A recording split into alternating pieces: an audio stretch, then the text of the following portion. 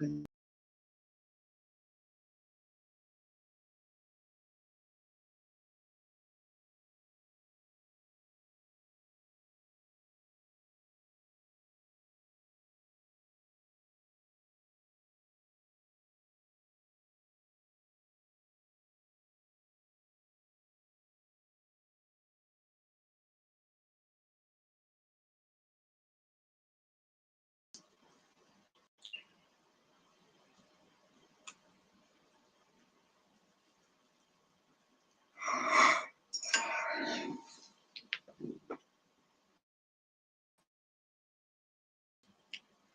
demonic,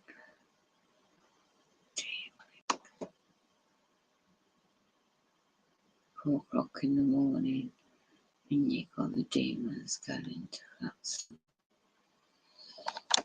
Yeah, 21st, Saturday, January 2023. I'm 492 watching movies. They don't like it, so they can't break in my bloody home when I'm asleep. But they torture me with the weapons on my head. So it's painful.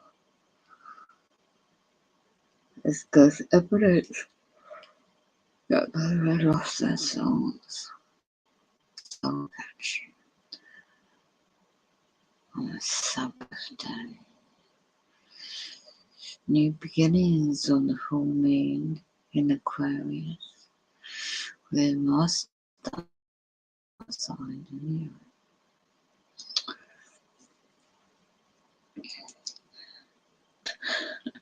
Europe.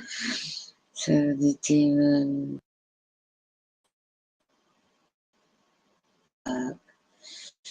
is banging on them some door.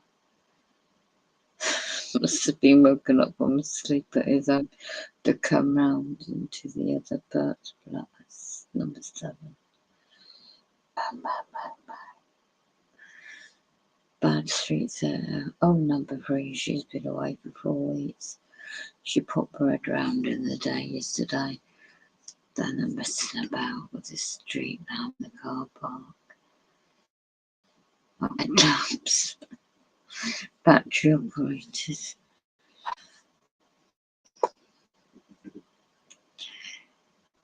Entertainment, not the full moon.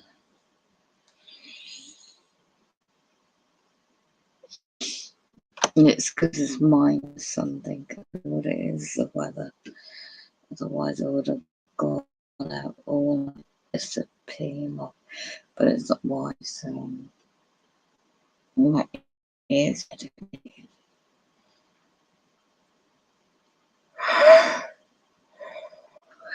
Watched a sci-fi movie about the brain, Sonic. About the brain. Time travel and brain. It's just fascinating. The actual movie. It's not reality. So I keep getting peckish. A cheese sandwich, a bit of cheese and a bit of bread. Oh, but my ears and my stiff by the radiation. Prayers and blessings to all those that go through these torture.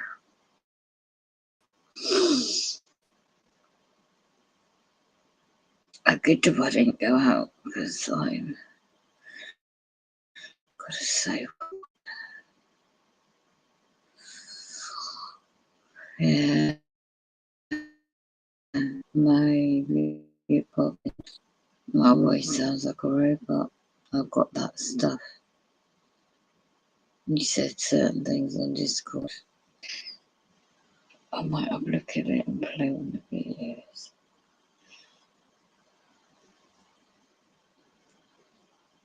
I can't wait to that.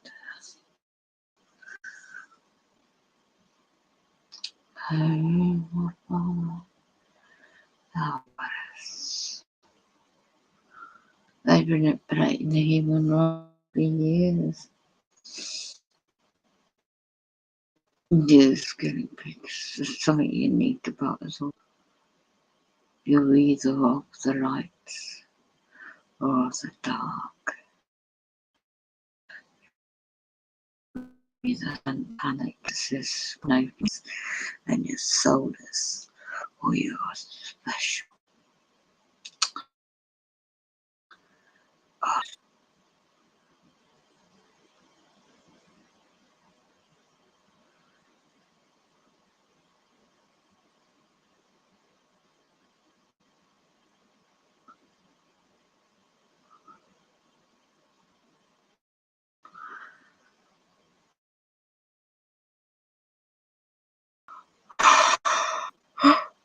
I've been doing what I thought worry.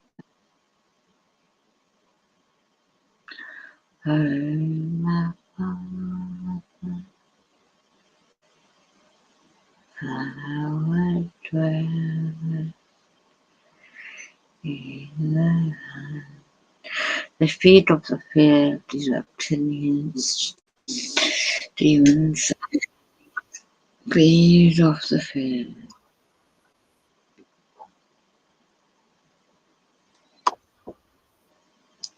Feet of See me to come off the bloody sun. I'm not gonna bloody do that. They now want me to hack into my main channel.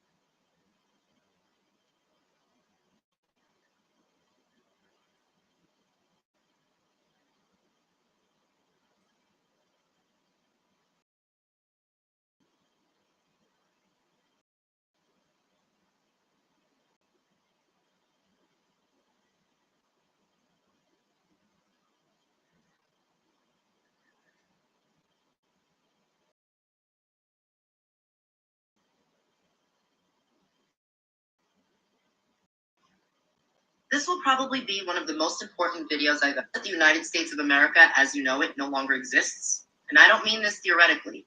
I mean this as in on January 10th, 2023, while no one was paying attention, Joe Biden signed away our sovereignty as a nation when he met with President of Manuel Lopez Obrador and Canadian Prime Minister Justin Trudeau in Mexico City to sign the Declaration of America.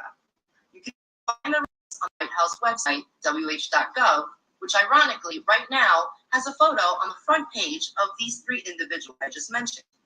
I'm sure once this goes out to the masses, they will reconsider being so obvious and bragging about what they've done. They've completed what their plan has declarations outside of the Constitution.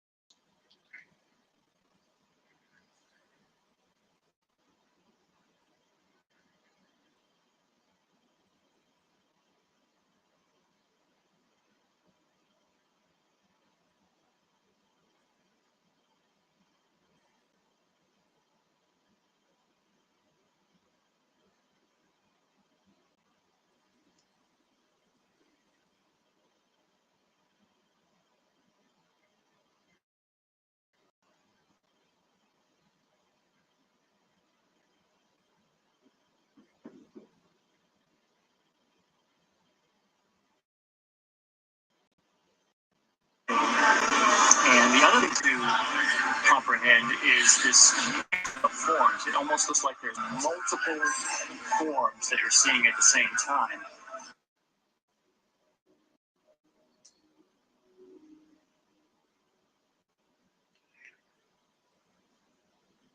But you see these like definite shapes of bridging patterns. What's interesting about this shot is that not only do you see patterns, but you see the face. You see how that's bigger?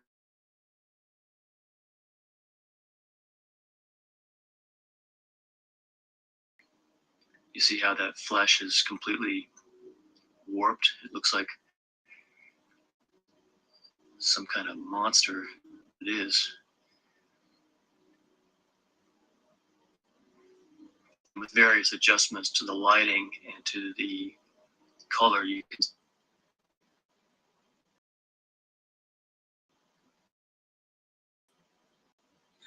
I want you to know, received an MA from the University of Nottingham, England, and a PhD in English from the University of North Texas. For over a decade, she taught college English and other professional work, including writing and editing. In 1988, she and her family were forcibly made aware, of alien involvement in their lives. That came after a daytime sighting of a UFO by her husband, Casey, a computer specialist.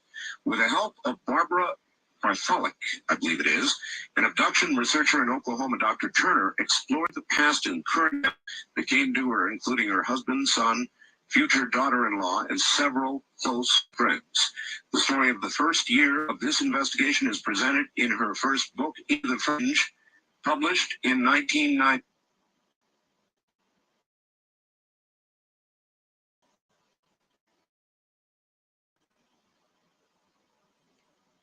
Fringe by Dr. Carla Turner. Preview. He was my husband, a man of intelligence and great analytical ability, telling me about different childhood and non-human beings. For Carla Turner, it began in Into the Fringe by Dr. Preview. My husband, a man of intelligence and great analytical ability, telling me about 2 different childhood encounters with non-human beings. For Carla Turner, it began in the spring of 1988, but it had, in reality, begun much earlier. 2 months before, our lives were normal, yet here we were, being followed in the middle of the night, having spent the evening actually considering the absurd possibility that alien things had somehow touched our lives. We didn't realize, at that time, just how deeply and irrevocably they would change our world. For Turner, and a child, there would be sudden, shocking discoveries of long-buried memories as well as actual physical evidence of ongoing attacks on their bodies, the site, the missing time, episodes, sometimes are events. Here, in the most chilling, convincing account of alien contact since communion. As the reader, all of the people in this account are real. Because of the nature of the events they experienced, however, several people involved have chosen to be identified by first name only when a pseudonym is used. It will be noted at that name's first appearance in the story. Introduction. December 1987, Casey, a pseudonym, Turner was a successful computer consultant in a large southwestern city. He had a happy second marriage, good health, professional respect, intelligence, and a kind, good-humored nature. At the same time, David Train, a bright science student at the university, was living on 5 acres of a 35-acre area on the edge of the city. He had a roommate, James, pseudonym, a girlfriend, Megan, pseudonym, also a science student, and 3 dogs. Almost 3 years later, it would seem that things are still much the same for Casey and David, but I know better. Casey is my husband, David my son, and Megan is now our daughter. Together. Possibility that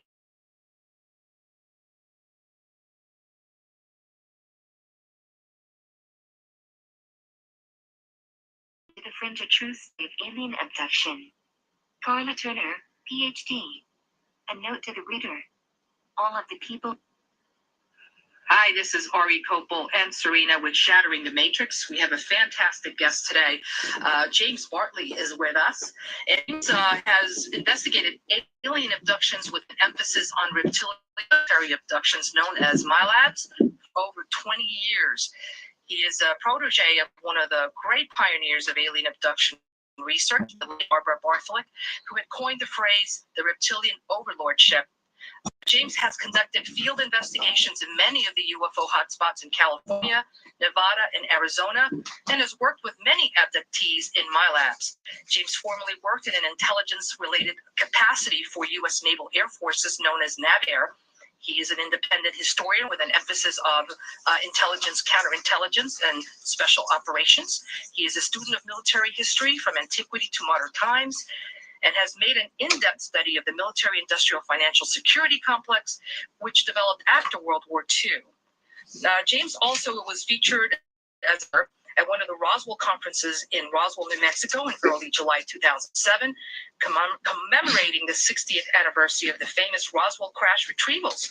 James has also in San Diego, California, Las Vegas, Nevada, Memphis, Tennessee, and in Mississippi. James video and internet webcast program based on Tucson, Arizona, at least out of Tucson, Arizona, in the 1990s and into the new millennium. He is a featured guest on public access cable television programs in California and Arizona. His research has been translated into a number of languages, including but not limited to Italian, German, Spanish, and Croatian. James, welcome to our show. Hello, Ari. Hello, Serena. It's great being here. Well, Thank you so much. It's an honor to have you. And, we have this ugly topic that we don't like to talk about, huh? That we have to address today with the... I believe I need to like this kind of information that people to do their own research and help them to reintegrate and heal if they've gone through some of these experiences, provides them validation. So I'm really looking forward to this interview. Awesome, thank you. And so we're we.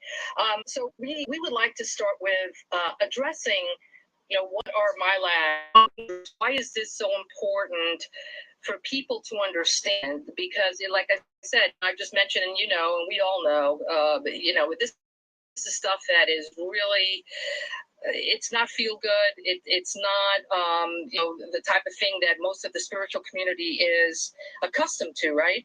But this is part of being what I call a light worker, because in my opinion, and we've also interviewed Dr. Liz Strauss, who also said that we can't have the word light worker knowing that we've got to do our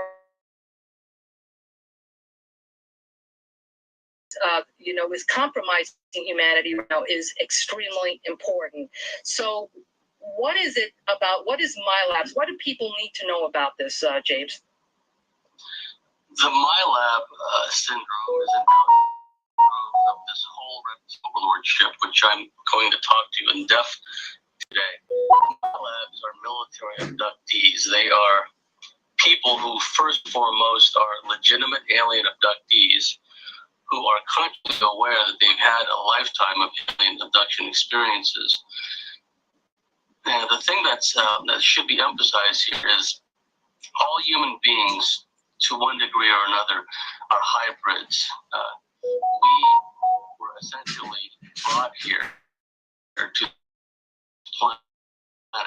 Originally started on this planet. It came from elsewhere in the cosmos. In Star Wars terms, we are on the outer rim, way out in the boonies, so to speak. And our DNA has elements of the DNA of a number of different ET races, some positive, some negative. And over the ages, a lot of these ET races, both positive and negative, work through certain individuals on our planet. Think of it as proxy spiritual warfare, no different from when the Romans pitted certain Gaelic tribes against each other, or the British Empire pitted African tribes or Native American tribes in North America against one another in a divide and conquer strategy. What happens is these MILABs are used as operational assets by deep black elements of the military, intelligence, aerospace community. It's precisely because they have this alien DNA within their genetic code, which makes them valuable because resonance, the ancestral genetic spiritual memory, if you will, is contained within that DNA. The DNA has innate metaphysical abilities, and the deep black military controllers, as well as various ET groups, know how to access and harness those abilities. Mm-hmm. So it's not unusual, for example, for an athlete to manifest metaphysical abilities when they're in the presence of ETs, or in an ET environment like a ship or an ET installation, underground, in an off-world installation, whatever the case may be. They can levitate, they may be able to walk through walls, they can interface with alien technology, read alien script, even languages. The list is endless.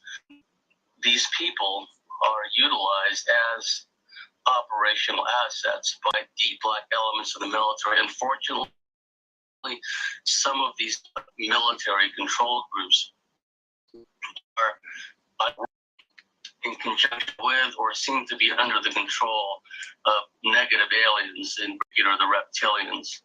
Most of them I have known over the years have all had consciously aware of reptilian experiences. And the reptilians are kind of the black sheep of UFO abduction research. Most of the big name alien abduction researchers miss out.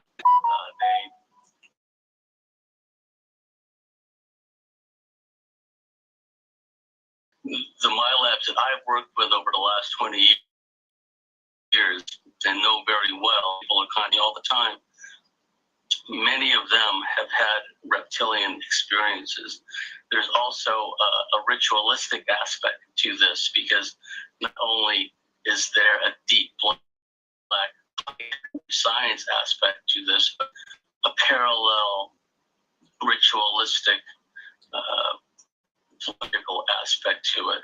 Adepts, seers, warlocks, mystics, sages, whatever the case may be, for ages have known that we have this interconnectedness throughout the cosmos, throughout the whole multiverse, and that beings from both ends of the spectrum, positive and negative, use us to advance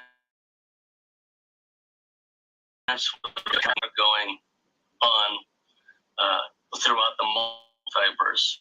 MILABs are utilized not only in underground installations or above ground installations or on the moon and other off-world settings such as Mars or other places, but they're actually in space ops, used in deep space stations or traveled or brought throughout the cosmos in spaceships. But they're literally sent through stargates and portals.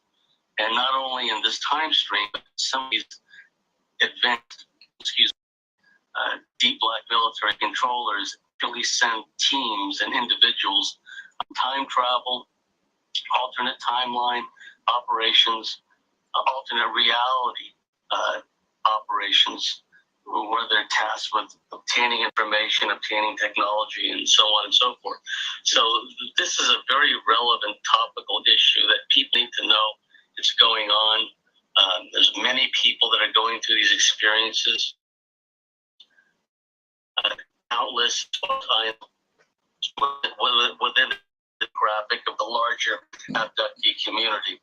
So it's something that needs to be delved into and understood, because people are being forced to take part in it. They are essentially slaves. Mm-hmm. Many of them, for all intents and purposes, they've been made to take part in things that they ordinarily would would never want to take part in.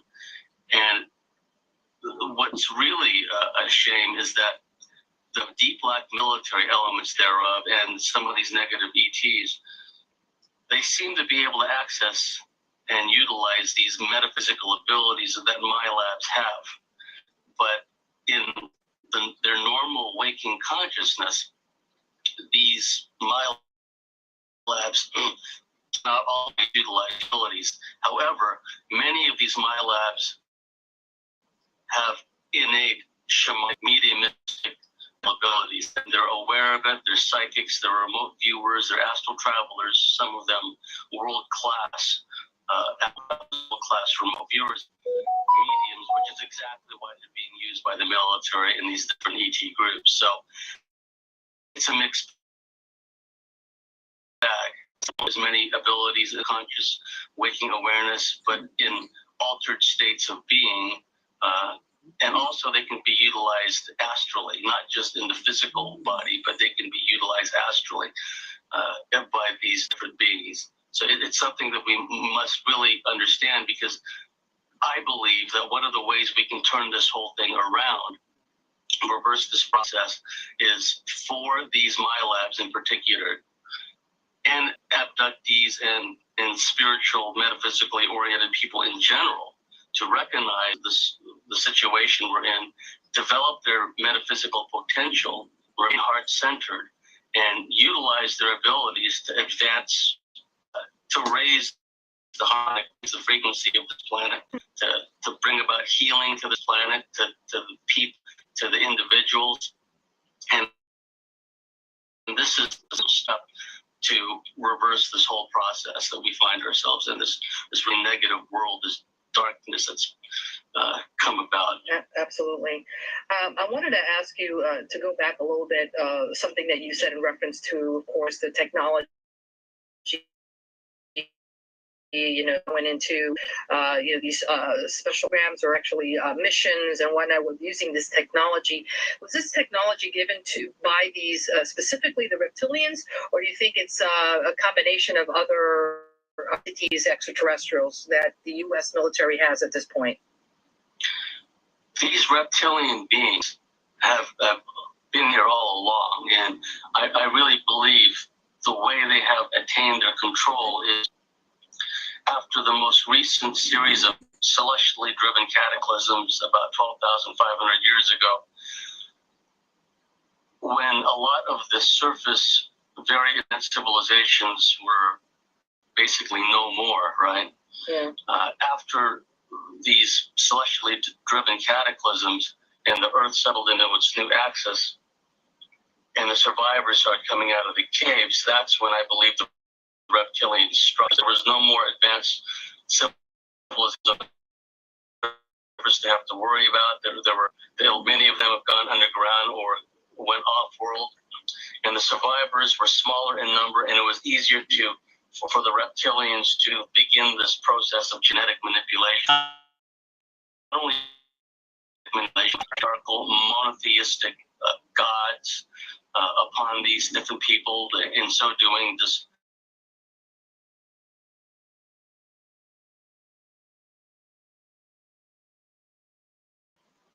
creed and beliefs that existed amongst most of those surviving groups.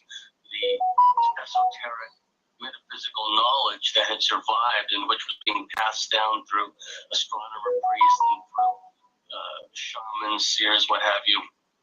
Over time, a lot of those people either had to go underground or gotten rid of by the reptilians and the hybrid human that they genetically created. And so what happened, yes, there was basically a takeover because this opportunity presented itself. And what was the question again? I just want to... You're doing great. I'm totally digging what you're saying. It had to do with technology, There was a parallel stream going on where, as we progressed throughout the ages, there was always this underground, these esoteric brotherhoods. Some people call them the White Brotherhood or Sisterhood.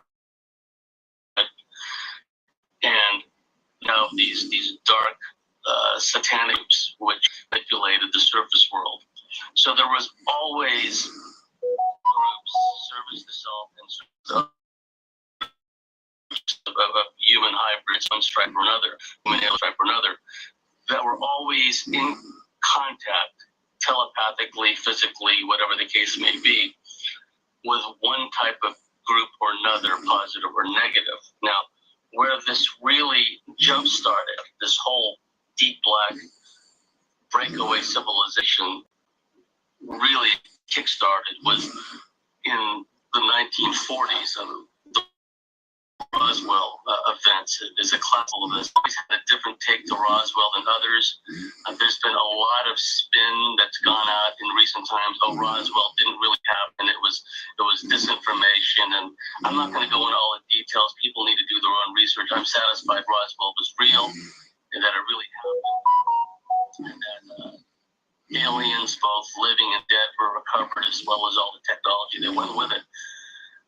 What happened was that really began the modern era deep black connection. There had been crash retrievals prior to that. Cape Girardeau, Missouri, 1942. Apparently there was a crash retrieval in England, the 8th Air Force during World War II, and in other places. But Roswell really just kickstarted this whole project, this whole process. A lot of it went back engineering, the technology, and trying to understand the physics behind the drive systems, the metallurgy, the chemistry, and so on and so forth, and the biology. It went deep black underground, and they had survivors of the Roswell crash. And lo, they found out that they'd known all along there was an esoteric understanding that there were beings and civilizations that lived underground. It was fairly common knowledge amongst the indigenous peoples of the world, the Native, the Celts. From the ages, they knew that there were these other races and lived underground, and the elite and the people on the surface, they knew that. Okay, so then what happens? These backing programs begin taking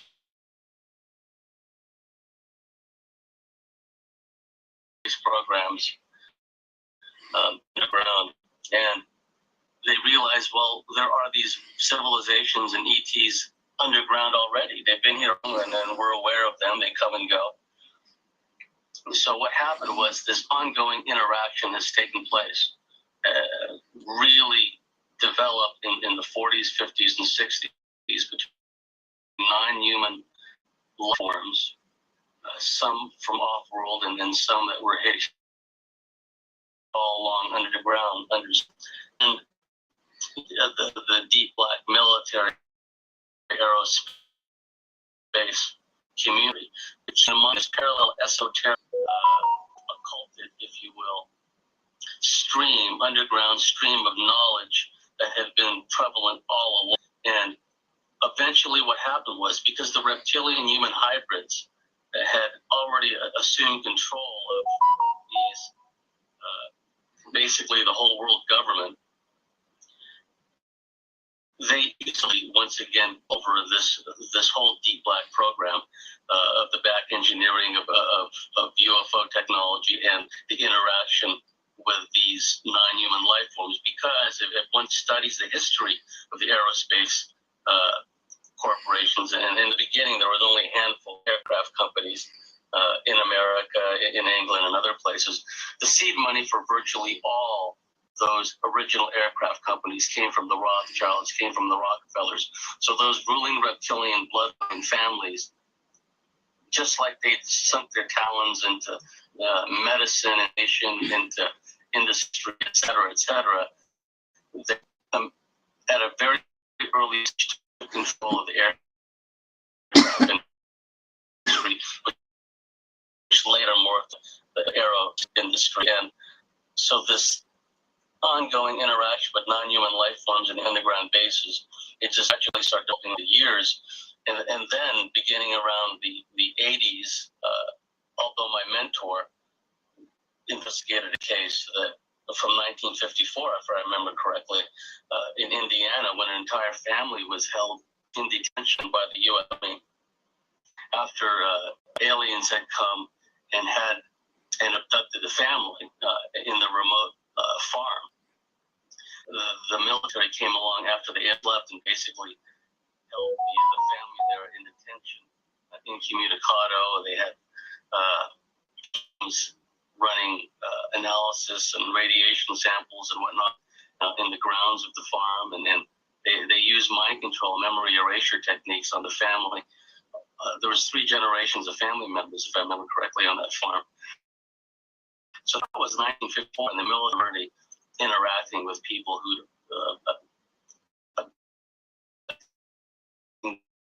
them essentially became them, imposing amnesia on the process just up to the 80s and early 90s when we started having all these reports of people being kidnapped by the military that were abductees and being debriefed and interrogated and so on and so forth. Wow. I have a question, if I may. Oh, sure. It may be a trite question, but I think that some of our audience may need to understand it a little better, including myself. How do reptilian hybrids even come into being? How does that happen? Well, what they've done is these reptilian beings that genetically began manipulating the human gene pool, and they imbued their characteristics and attributes of this war mentality, of sadism, of the concept of the reptilian concept of human ownership, as I call it, reality, sexual, and so on and so forth. Patriarchy, and foisted monotheism, a lot of times, this absolute hatred of the feminine principle, because for people to know the feminine principle, the right hemisphere of our brain is where our power is. That's where the astral abilities, the remote viewing abilities, so on and so forth, come from. And to digress for a second, the reptilians also foisted alphabet symbol language, which radically shunted human beings into the left hemisphere. If there's one book that people should read to really understand how this process developed, the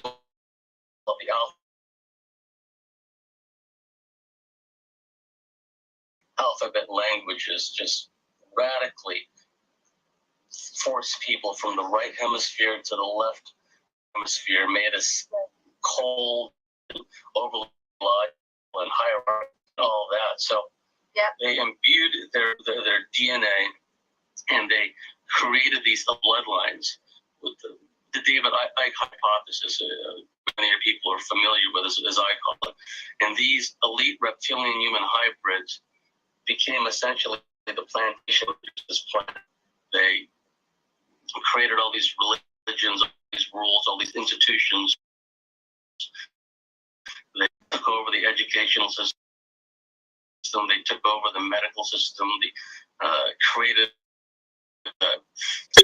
tyranny that makes people sick and kills them off. And then you have what we have today, where the skies are crisscrossed with chemtrails. You can barely see the sun most of the time, and the food is bad, and the GMO and the honeybees are dying. I mean, that's where we're at now. That's what we're trying to stop. And what they've done is what I'd like to talk about is some of the dynamics of how that process is done. And terraforming is part of the process, because reptilians, most of them exist or off-world, and these reptilians have phenomenal abilities. They're masters of resonance and frequency. They can alter their density. They don't need spacecraft to travel around in. They can open a portal and come right into your house. And what they've done is they've imbued the characteristics of themselves into, for example, to answer your question, serial murderers and child molesters are garden variety versions of the elite that you'll find in Bilderberg and Bohemian Grove and other places. And what they do is, in a parallel astral dreamscape, digital and physical manipulation, these people have a genetic predisposition because of a preponderance and overabundance of reptilian DNA. There are marked physical and neurological differences between people that have an overabundance of reptilian or DNA, the winged gargoyle species. They're also reptilian. For example, let me give you the example of Joel Rifkin. Studies were done on Joel Rifkin. He was a serial killer. And it's well known that killers have limited or non-existent frontal lobe capacity. The frontal lobe is our impulse safety net. It prevents us from acting on our impulses. It prevents us from acting like going into a rage over little trivial things or just attacking people. And studies have shown that serial murderers have limited or no frontal lobe capacity. And just as biologists and engineers talk about form following, where the reptilian hybrids are concerned, psychology follows neurology, which is genetics. And so, on the one hand, these serial murderers, these reptilian human hybrid serial murderers, have are almost completely lacking in frontal lobe capacity, so they have no impulse control. On the other hand, they with Joel Rifkin, a serial that they have little or no control of their extremities, hands, their feet, and whatnot.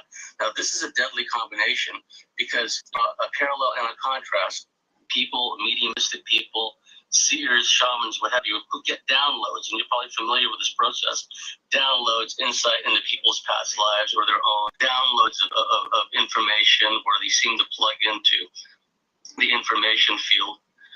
Well, what happens to serial murderers, they're reptilian familiars, familiar as in family, because these bloodlines are manipulated and genetically enhanced with this reptilian DNA through centuries. They will go to the trouble of arranging unions and marriages and relationships, even one-night stands between two people, just to get the right proper mix of this reptilian DNA. Well, the downloads that the reptilian familiars give to these reptilian human hybrids who have a genetic and spiritual predisposition to being taken up as a host, literally, will work these interdimensional at times, because they have the ability to alter the frequency, can literally not only attach to the auric fields of these people, but eventually take them over. The downloads they give these hybrids is sadistic imagery, repetitive sadistic imagery of just rape, murder, and when you study serial murderers, you will see that many of them talk about how they get these come into their mind and they can't stop it. They just come in, and oftentimes it's the same images over and over, and they're compelled to act out and try to replicate in their mind what they are seeing. Try to manifest in the physical world what's going on all the time, and by loud, high-pitched tones in their head or their ear, so on and so forth. And it's quite sadistic images. And a lot of times voices will tell these hybrid serial murderers in the making what to do.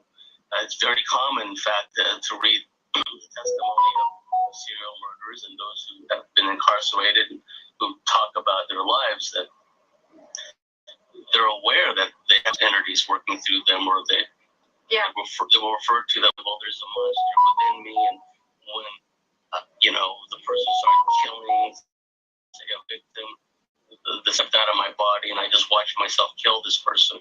Yeah. That's also a very common theme, because the interface is complete. The energies work through the person's medium, which to wreak havoc on the world. And likewise with child molestation, the entities will continually put images of abusing children in their mind where they can't block it out. They're compelled to view child pornography. They have these sick fantasies about children over and over. Or even when they get around children out, they start to twitch and feel odd and have uncontrollable body motions, right? And when people say that, these serial murderers, they could be anybody, they look just like us, nothing could be further from the truth, because they have marked physical characteristics, their eyes sunk deep in the eye sockets. I agree. You can see it. Yeah, you can see it. It's like see it. a deviant. They look deviant. Yes. I mean, just look at Gary Ridgwood, the Green River Bundy. Mm-hmm. And if you look at the drawings and the sketches of these people that they made of their familiars, right? Dennis Rader, the so-called Southside rapist of St. Louis, there was a winged demon, could have been a Draco, that was coming to him all the time. Ted Bundy was complaining as a child that scaly creatures were coming out of his closet, right? Mm-hmm. A commonality that a lot of these killers, as children, that not only as bedwetters and manifesting real sociopathic, psychopathic early age, but many of them killed furry animals. They didn't just kill, and it's bad enough, like bugs or toads or whatnot, but they actually got a hold of like squirrels, dogs, cats, and they killed them. You see, so the bloodlust was there to begin with, and sometime, if you like, we can have a whole show where I can go into the dynamics of this, go into all the details of exactly how this process is done to these people. So, and those are just the quote unquote garden variety serial garden variety. And another thing too is the reptilian familiars and the Draco familiars, because people not only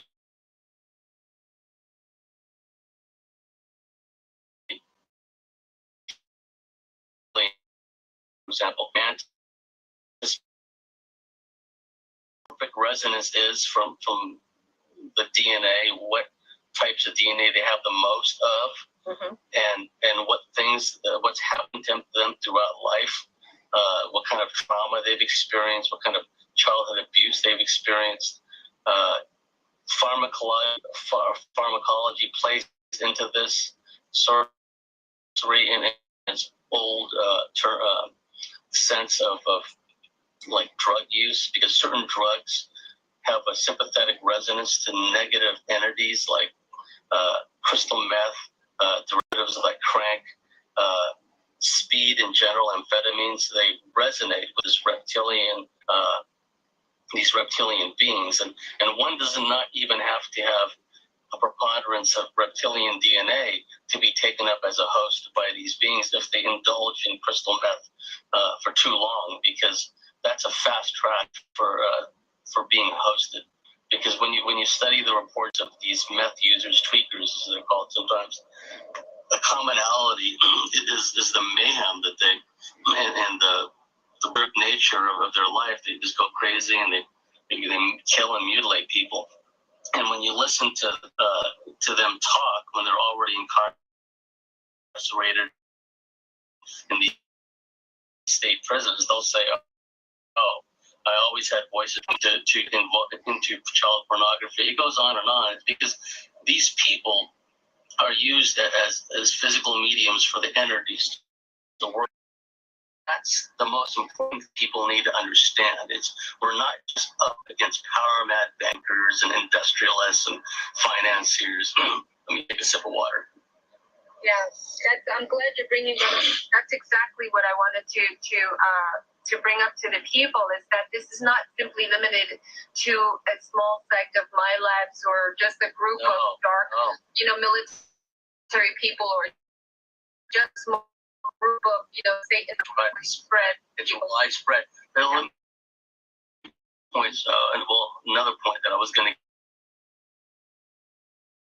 killers or people who are not serial killers but have got that are resonating at a lower frequency because of, yes, they probably have a preponderance of reptilian DNA without being aware of it. So they delve into certain lifestyles. Yeah.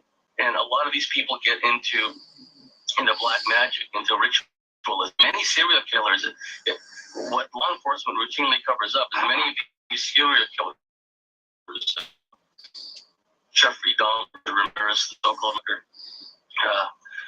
they were into black magic. They were into ritualism and sacrifice. And not only that, though, but some of these serial killers were also part of cults. They were part of active satanic cults. So it mirrors what the so-called elite do, right? But what people have to realize is it manifests all across the board. It cuts across all racial lines and demographics, all income brackets, because when domestic violence occurs, say that there is someone, a guy, like in our example, who's is physically abusive and psychologically abusive. And when you look at these people, some of these physically and psychologically abusive guys, for example, they may not be serial killers. They may not kill women, okay? But they beat them and they psychologically abuse them just the same. So what happens is these physically and psychologically abusive guys, and the entity will actually take them over. I mean, sometimes women describe, oh, his eyes are crazy, and he just seems to get taken over, and then he just goes nuts and starts harming me. And what's going on is the entity familiar of the abuse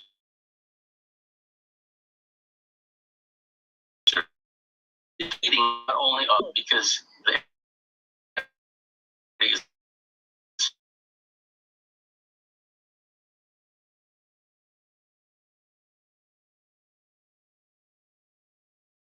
it behooves them to keep us in a lower vibratory state.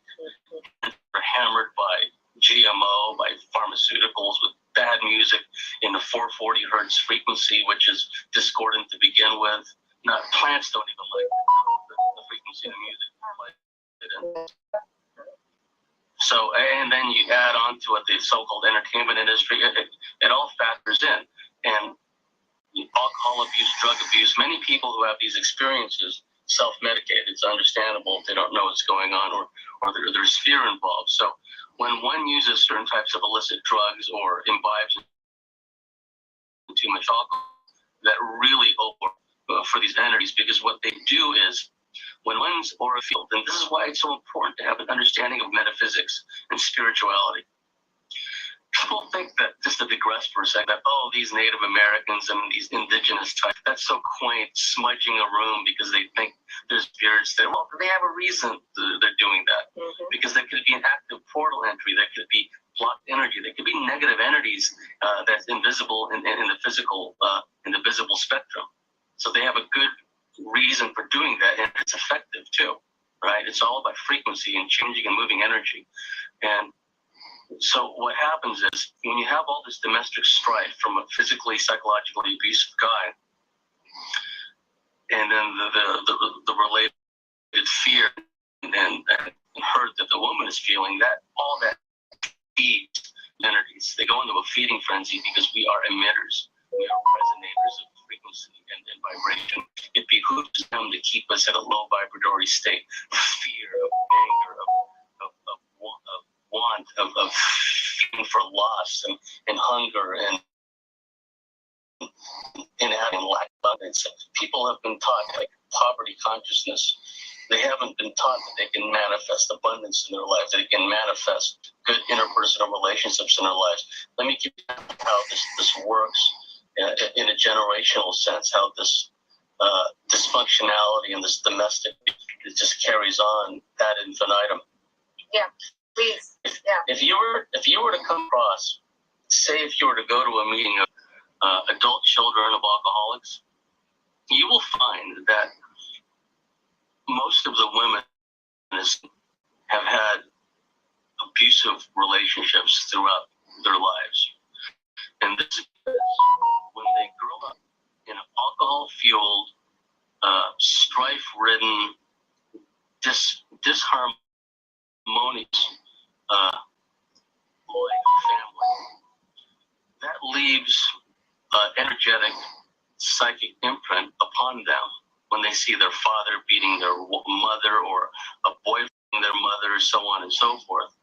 The morphic resonance of that violence-filled atmosphere is absorbed, literally absorbed into that young girl. As she grows up, first of all, she's got the wounded inner child issue, the shame-based, self issue. And then she goes out into society. And this could start happening as junior high school or high school. Because of what she's experienced, without her knowing it, subconsciously, she's the disharmony, the strife, the acrimony, the abuse that she felt and witnessed and probably received, was abused at some point too. And what happens is you have all these hybridized abusive males out there, and they pick up on that vibration. They can also be body language, but the vibration is a big part of it because they have entities and malign influences working through them. Some of these may not be fully possessed, but they are malignly influenced. And because they're not aware of the problem, and they may have come from a strife-filled family themselves, they just carry this bubble, this pocket of rage and aggression with them. So when they see these girls who've come from these homes, they are drawn to these girls. And the girls have not been taught to use their right hemisphere and to listen and feel the heart, so they can detect this guy, freak. All my senses tell me to get the hell away from him. Well, she can't do that because she's never been taught how. She's been indoctrinated and excreted by the educational system. She's been shoved over the left side of her left side of her brain, low self-worth, all that stuff. And the abuser who meets her, he's sylvan. He's manipulative. What he does is, and it may not take a long time at all, he gradually begins to impose his will upon her because the girl cannot set proper psychological boundaries. No one has taught her. She's growing up in an abusive family. So pretty soon, the gal, because she can't say no, and a wise person told me a long time ago, you don't know how to say no, you will lead a miserable. And so she gets involved with this guy, and pretty soon she starts getting abused and psychologically abused and physically abused. And when she gets away from that guy, she meets another abuser. And the reason this keeps happening over and over is she hasn't changed the music. Yeah. The music within her that she's resonating and putting out was what she absorbed from childhood. So when people say, oh, well, okay, it's an arm's length, these occultists running around the woods of Bohemia, what better do with me? Well, what was your upbringing like? You see what I mean? And the way this discordance, this harmony. Yeah. James, so you just described perfectly what I call miasms. And that experience that she had when she literally absorbed that energy of that from the dysfunctional body, and that became a Yes, so that is what she's brought. She doesn't even know this frequency, which is attracting. Oh, yes. Cycles. Yeah. You explained it so perfectly. Thank you. Yeah, and thank you. And it happens all the time. And, you know, gals with self-worth been taught, you know, how to set psychological boundaries, how to trust that still silent voice inside them, their heart center vibe. They don't have these problems because of the nature of this planet, because of this reptilian infiltration of the human gene pool. What are the statistics now? 1 out of 3, 1 out of 4 women have been either raped as adults or abused as children. Yeah. So 1 out of 3, 1 out of 4, that's a lot. Yeah, that's and those are the ones that they know about. Yeah. Because a lot of women refuse to tell anybody to begin with. They refuse. Yeah. Oh, they don't report it. And then you have the double stigma of women who've been raped by reptilian beings, right? It's bad enough that a woman who's raped by somebody who is, to my mind, that rapist is under reptilian demonic control. There's no two ways about it. Mm-hmm. Right. Because it's an act of aggression, it's an act of domination. It's that whole concept of reptilian human ownership. You are mine to do what I wish. It's the sadistic creed of becoming the master and the dominator of that person. It's got nothing to do with sex per se. It's all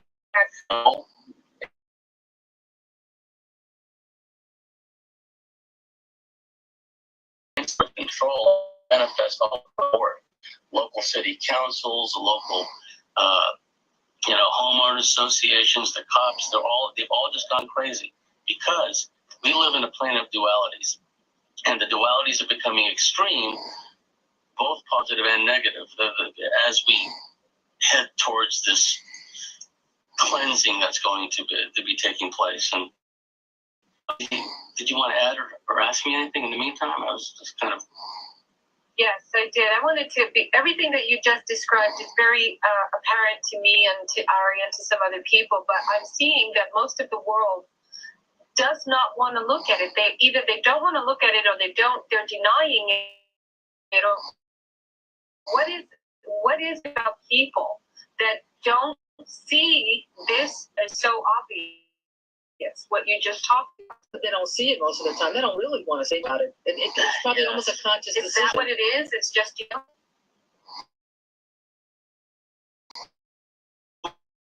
Well, they're not aware of the example. This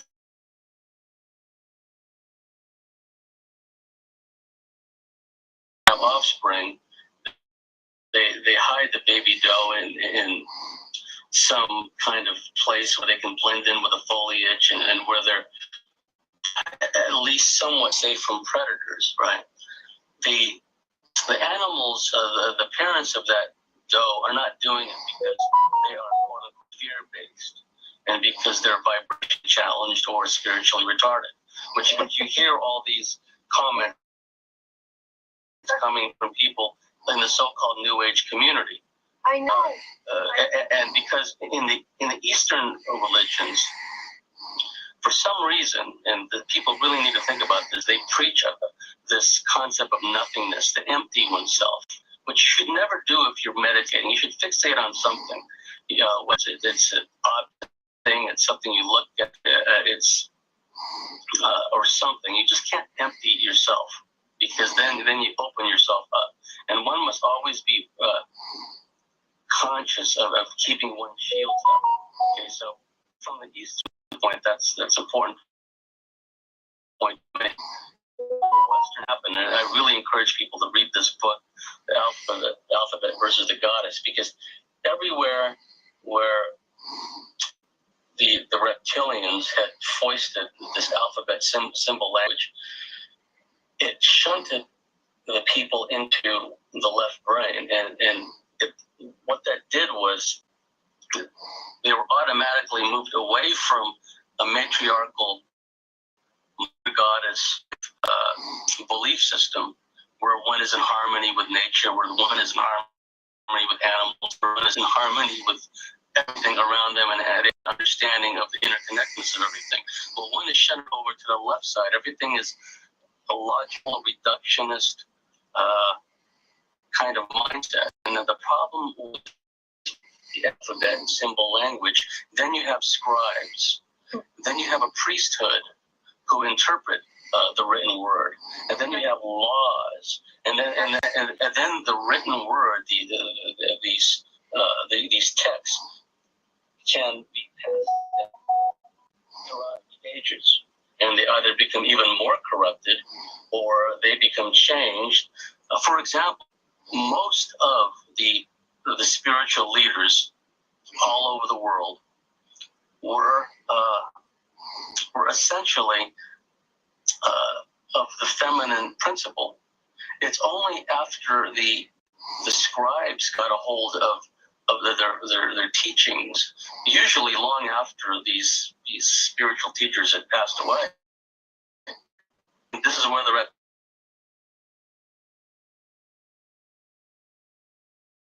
scribes twist everything all around. Invariably, what happens in the written word is these creeds and these beliefs of outright misogyny and woman hating and the marginalization of the feminine principle, the mother goddess concept,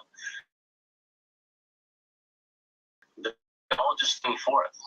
And then you begin having religious wars where, like look at the Protestants, for example. The Protestants were killing each other. The Catholics thought the Protestants, I guess, weren't Protestant enough, and the Protestants were killing other people, and they were killing the Catholics, and vice versa, because by that point, the misogyny, the patriarchy had radically taken over the church. And you look at the Albigensian Crusade, the annihilation of the Cathars who were Gnostics. They believed in the feminine principle, and they had a lot of the esoteric knowledge that was passed down throughout the ages. They were just systematically slaughtered. And then you see a pattern wherever, like when the printing press finally made it to Europe long after it was available in China with Gutenberg. No sooner had the printing press wound up in Europe than the religious wars happened. Then the persecution against the witches, so-called, happened. And you have there in extremis this misogyny and this reptilian, the feminine principle, just bubble over. Where, and if you read the 16 promise of kindness, they're all misogynists. Paul of Tarsus, they all hated women. You wonder if these guys were like born from mothers to have such hatred, because women and the nurturing right brain is nurturing. It's holistic, right? Whereas the left side is the hunter gatherer. And when you remove the safety net of the nurturing side, what you have is what we have today in society. The female cops, they're giving them steroids. They're completely different now. Because you've taken intuition, because you've taken compassion, empathy out of the equation, all you're left are people who are dogmatically following these laws, whether these laws are legal or not. It's because they're hierarchical in mindset. It's really just a continuation of all these religious wars, all these executions, so on and so forth. That's why I really encourage people. The Alphabet versus the Goddess by Leonard Schlein. This book will blow people's minds. And that was one of the main planks that the reptilians used to set up this whole control system, is get us out of the right hemisphere of the brain, the compassionate, intuitive side, because it goes back to your question of why don't they know all this is going on, the masses, the sleeping masses? Because it's what David Icke talks about. He talks about the war on consciousness. I love it when David Icke talks about consciousness, because that's where it all stems from. It's an understanding of what consciousness is, what it should be, and how it's been muted by the controlling factor. Because when you're with someone or around someone who is very sensitive to their surroundings, they're heart-centered, they can instantly sense danger. They can sense when something's wrong. Like I'm a student of military history. I'm a military historian, basically.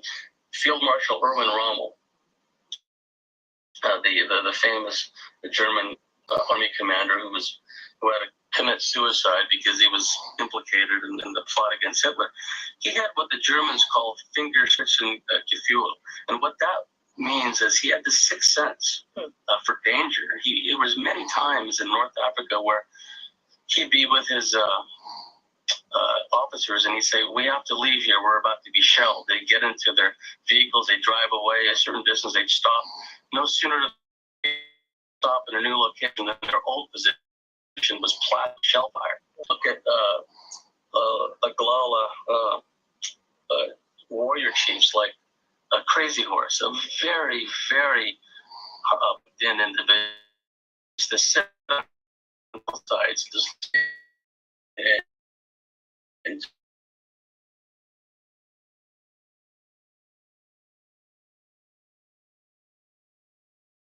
have visions of the Thunderbirds, and same thing with Sitting Bull. When he did his sun dance and had his famous vision about defeating what turned out to be Custer's troops. These were males who were very plugged into their feminine side because they knew that's where the power was. And there has to be a balance. There has to be the masculine side, and successful women have this also where they can strategize and do all this other stuff. But also in military history and warfare, there is also a very intuitive aspect to that. And some of the greatest commanders of all time, military commanders, had this sort of aspect to them and fallen away from that. The skies are crisscrossed with chemtrails. People look at people planes spraying them like they're cockroaches, and they don't even realize that there's anything wrong with that. And chemtrails billow out. You can't see the sun, and it's like this day after day after day, and they're just looking at them. And you see, because their conscience has been muted. Yeah. They've been shoved into the left side, and they don't feel. Like, for example, I know when I'm around the reptilian because the muscles in my upper biceps tense up. Wow. And if I'm not prepared for it, and also in my forearm, if I'm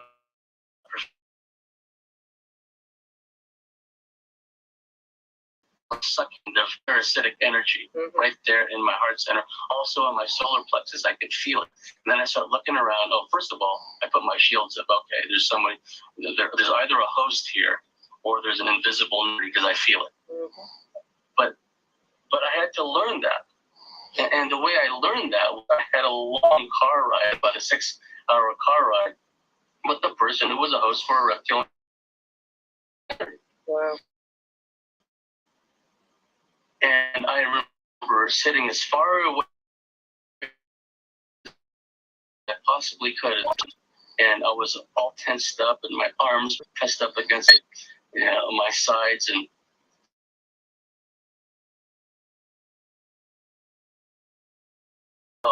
my body was reacting to the negative energy. That's why I felt like my energy was being drained. That's why I was feeling confused, right? So people have to, and animals do this all the time. There's this thing that goes that animals can sense evil. That's absolutely correct. Yep. Cats and dogs can sense when a negative person walks into the room. And when you hear these old quaint sayings, what's gotten into you? She's really starting to get under my skin. See, people have to ask themselves, where did these quaint sayings come from? What do they really mean? And indigenous culture systematically wiped out over the ages, and especially in particular the shamanic medicine men, medicine women, the seers, the mystics. Systematically, they've just all been wiped out because they don't want those kinds of people around who are plugged in source. We are all plugged in, or should be plugged in, to divine source, God of the divine, I call it, as friends of mine call it. And we have direction. There's no separation. Exactly. That's what our power lies. And when we remember that, remember who we are, we integrate, heal. I've got a long way to go. I've got a lot of healing I've got to do. What do you say? I'm sorry to interrupt, just because you're on that train of thought. What do you say about people, especially the spiritual community, that are constantly giving their power away to others to get their information from, for example, spiritual teachers, their gurus, channeled material, that? That goes back to the whole left brain thing and reptilian R complex, because you're probably familiar with the oldest part of the brain R complex, because it's reptilian. That's where territoriality, hierarchy, aggression, sexual aggression concepts come from, and one of those is kind of and ritualism, excuse me, and out of that four, one of them is belief in a hierarchical system. So rather than, which is where our connection with the multiverse is, and higher and lower planes of people choose to go in that direction, rather than within, because of the hierarchical mindset of this reptilian brain, they look for others. And because they haven't, whether it's low self-worth, whether it's the wounded child, whatever the case may be, they don't trust themselves, they don't trust their own intuition. They are compelled to look to others. And again, depending on what kind of DNA, the preponderance of their DNA, what kind of familiars are in their family tree. And the reptilians work through a lot of different races. They have a lot of vassal kind of races, like some of the mantis beings and some of the factions of the Greys. They do a lot of the heavy lifting for the reptilians and other beings. Some of the Nordic beings actually work with the reptilians too. And these people may feel that they're getting guidance from spirit guides or from benevolent ETs. And what these beings do every time is they strive to activate the ego of the individual, because ego is a block thing. Ego is an invisible factor. And motivated, their ability to discern, their discernment abilities, their ability to differentiate between positive and negative frequency, positive and negative energies is they got the and they've already got the ritualistic outside. And so what they do is they go to these New Age groups, these spiritualist groups, these spiritualist churches, and often it's not what they hear is metaphysical babble. It's nothing really deep, nothing you can really sink your teeth into, and it's all towards giving your power over. Mm-hmm. It's not, the teachings are not designed so much to go within. I can understand the value of meditation groups because you're still going in, as long as you utilize protective, practices and learn how to differentiate energies and recognize the shift of energies, what have you. But those people who go to these spiritual and hierarchical steps, the gurus, no, that wasn't an abduction experience you had. So many words, but what they tell them is you're too spiritually retarded. You're too spiritually unevolved to realize the greater plan. You made a choice in here this greater purpose. Now, the best thing is the kernel of truth within it, and I will be the first to say that many of us absolutely have chosen to be here at this point in this. But the way they spin it out in these groups are, well, all these negative experiences you've had, you've drawn that to you. Right. You're putting out this negative vibe, and you've attracted this negativity to you. It's a variant, and actually a mirror image of a lot of the Christian Fundy doctrine. Predestination, original sin, you brought this upon yourself kind of thing. Mm-hmm. So that in itself is disempowering. And what I've spoken to a lot of people who've escaped, literally escaped from these spiritual groups, and so many of them, often as not, are under hardcore malign influence. Let me give you an example of this that I don't know. I know. And I'm not interrupting you. Notice I'm not saying. That's probably why my throat is parched. Take another sip of water. Yeah, take another sip, and we'll get back to the example of the couple you were just going to say. But Ari, Yeah. I'm just blown away by James. I can't. This is so good. I'll tell you, one thing I love about you gals is you focus at the epicenter. Because I look on your website, and I'm going to listen to all your art shows. It's you focus on the arcana element, which is arts, and because everything that manifests in the physical plane first manifests in the spiritual planes. Right. A thought is a spiritual. How bad stinking having negative thoughts bounce on one's head like an echo chamber. It's just, this is why so many people have poverty consciousness. This is why so many people commit self-sabotage time and then just rush headlong from one crisis to another. And these archontic beings feed off that. They want people to rush headlong from one crisis to another because they feed off all the negativity. They feed off anxiety and the learned helplessness. Yep. But getting back to that couple, yeah. They went to the spiritualist group, and this couple had a lot of self-worth. They had done a lot of work on their own, spiritually and metaphysically, a lot of healing work. A very switched on couple. So when they began hearing this guru lady, it was a lady, saying all this stuff, this just did not resonate with them. And that's a key point that people out there have to hear. It didn't resonate with them. It didn't sit well with them. All these quaint expressions and sayings from the past, right? Well, when they began questioning the guru, well, I'm not really sure about that. Can you explain that again? I don't really agree with that.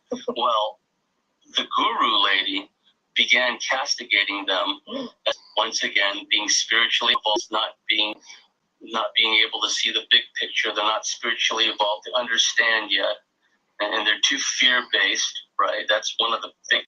Yeah, little buzzwords. Throwaway lines they throw at us, right? Mm-hmm. Your fear. And, well, eventually what happened was this spiritual guru lady had ordered her underlings in that group, who's very hierarchical,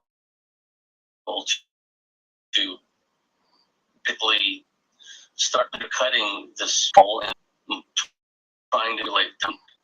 Eventually the couple left, and that's when their problems really started, because they then started getting attacked by these reptilians. Oh. What people have to understand is some of these guru types, they themselves we are hyped. If we came into this world in a normal fashion, some of us, even in the womb, were being messed with by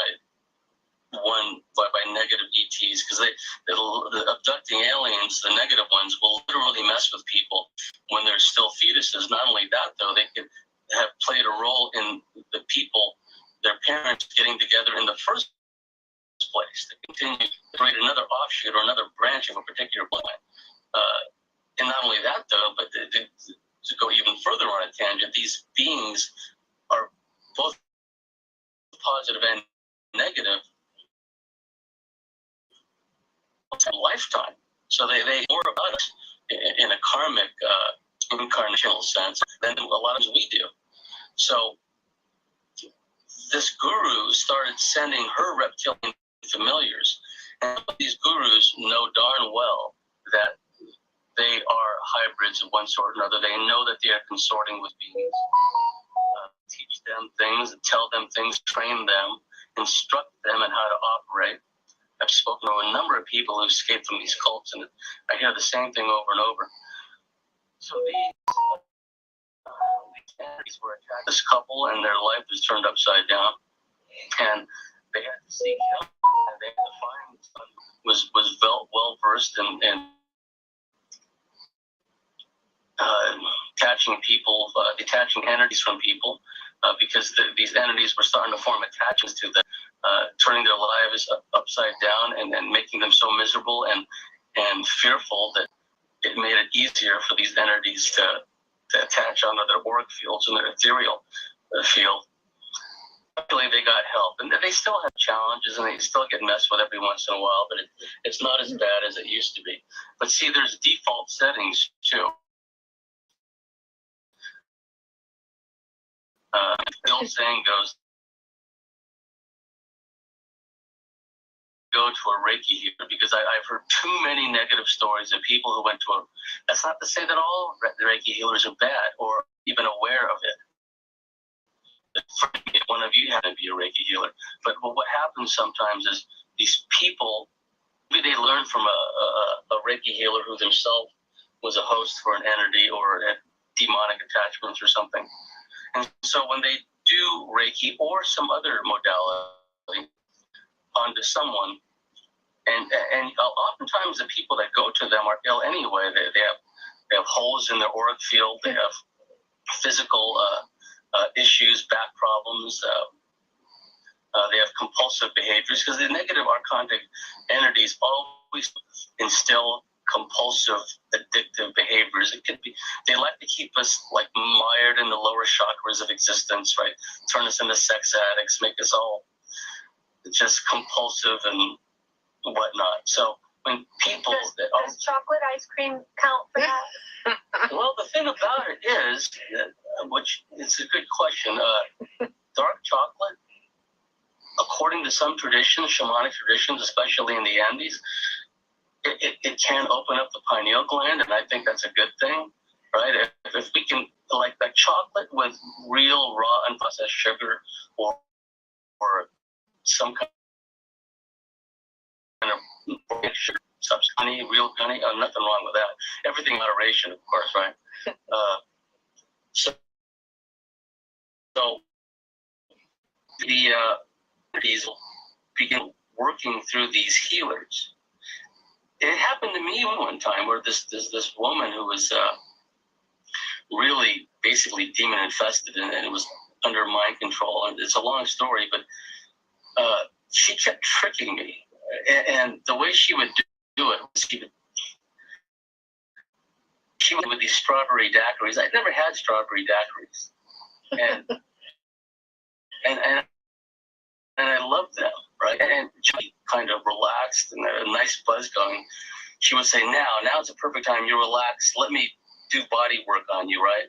So I'd lay down on the carpet, and she'd run her hands and over my meridians and stuff. And parallel to that, I began having these negative astral dreamscape experiences where I'll go ahead. I was being made to eat like horrible things, right? Here's a tip for all your listeners. If you have dreams where people are feeding you bloody things, don't eat it, okay? Because what happens sometimes is we are taken astrally out of our bodies and what amount to astral abductions. And the planes that we're taken to were these negative archonic various stripes operate, and they use as jumping off points to come into our plane. Well, there's physicality in these places. It's just as real physically in those places as it is in our plane. For example, I've had experiences where I was astrally abducted and medically worked on in another plane, which it seemed to start off as an astral abduction. But when I was returned to my body,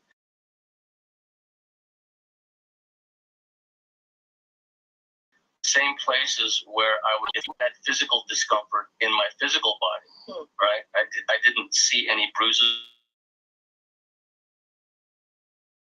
Exactly where my astral body was worked on. And so, parallel to this gal doing all this body work on me when she happened to get me, like, basically buzzed out on strawberry diet, I was having these dreams of to eat things, and I wasn't lucid in these dreams. And then what happened, I started getting really nauseous. The combination of her body work on me, on my meridians, and these dreamscape experience of eating things I shouldn't have eaten because I wasn't lucid, I was so nauseous that when I would walk into a public restroom that was even worse, it just fell over and started retching. Just the nausea would hit me. I'd run out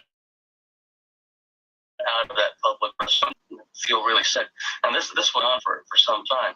So when people told me these stories about going to these healers and then having all these energy attachment problems, I go, that's something like that's happened to me.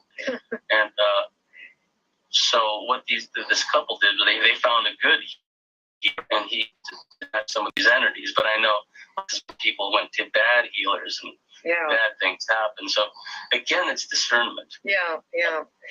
And so people have to watch out. One of the most popular of these gurus is Ramtha, and I've heard a lot of stories about Ramtha. That's wonderful. Go ahead. Yeah, because Jay-Z, she operates out over there in Washington State. And is Jay-Z Knight still alive, or is she? I don't know. I didn't hear anything that she passed on. I mean, she might have. There's already like web talking about her and that whole Ramtha thing, right? So like, I won't be the first one talking about this. Good. Okay, good. What happened to my mentor, Barbara? A lot, because even when I was watching the Truman Show, did you notice, Ari, that the reptilian fake ones, the fake ones, they were blonde hair. Yeah. I see all the time. Yeah, what happens, and this is part and parcel, is there really are beings from the Pleiadians, and they're not blonde Nordic-looking beings. They're like gray-looking beings. There's different beings, and the Pleiades itself, even esoterically, metaphysical lore going way back, it's a portal. It's a stargate to other planes and other dimensions. So just like star is in certain places on our planet, there's naturally occurring stargates. Well, what I found years is radically brainwashed, manipulated blonde women who are under malign influence, let's say. They're made to believe this is the actual term some of them have used to describe themselves, Pleiadian hybrid star seeds. Okay? And that's how they describe themselves. And what's interesting is when some of these Pleiadian hybrid star seeds, quote unquote, have been regressed, hypnotherapists, horrendous negative experiences. Then after the regression, for like days and weeks after the regression, the Pleiadian hybrid starseed walk-in is basically a basket case, just a basket case. And what happens is this feedback loop occurs where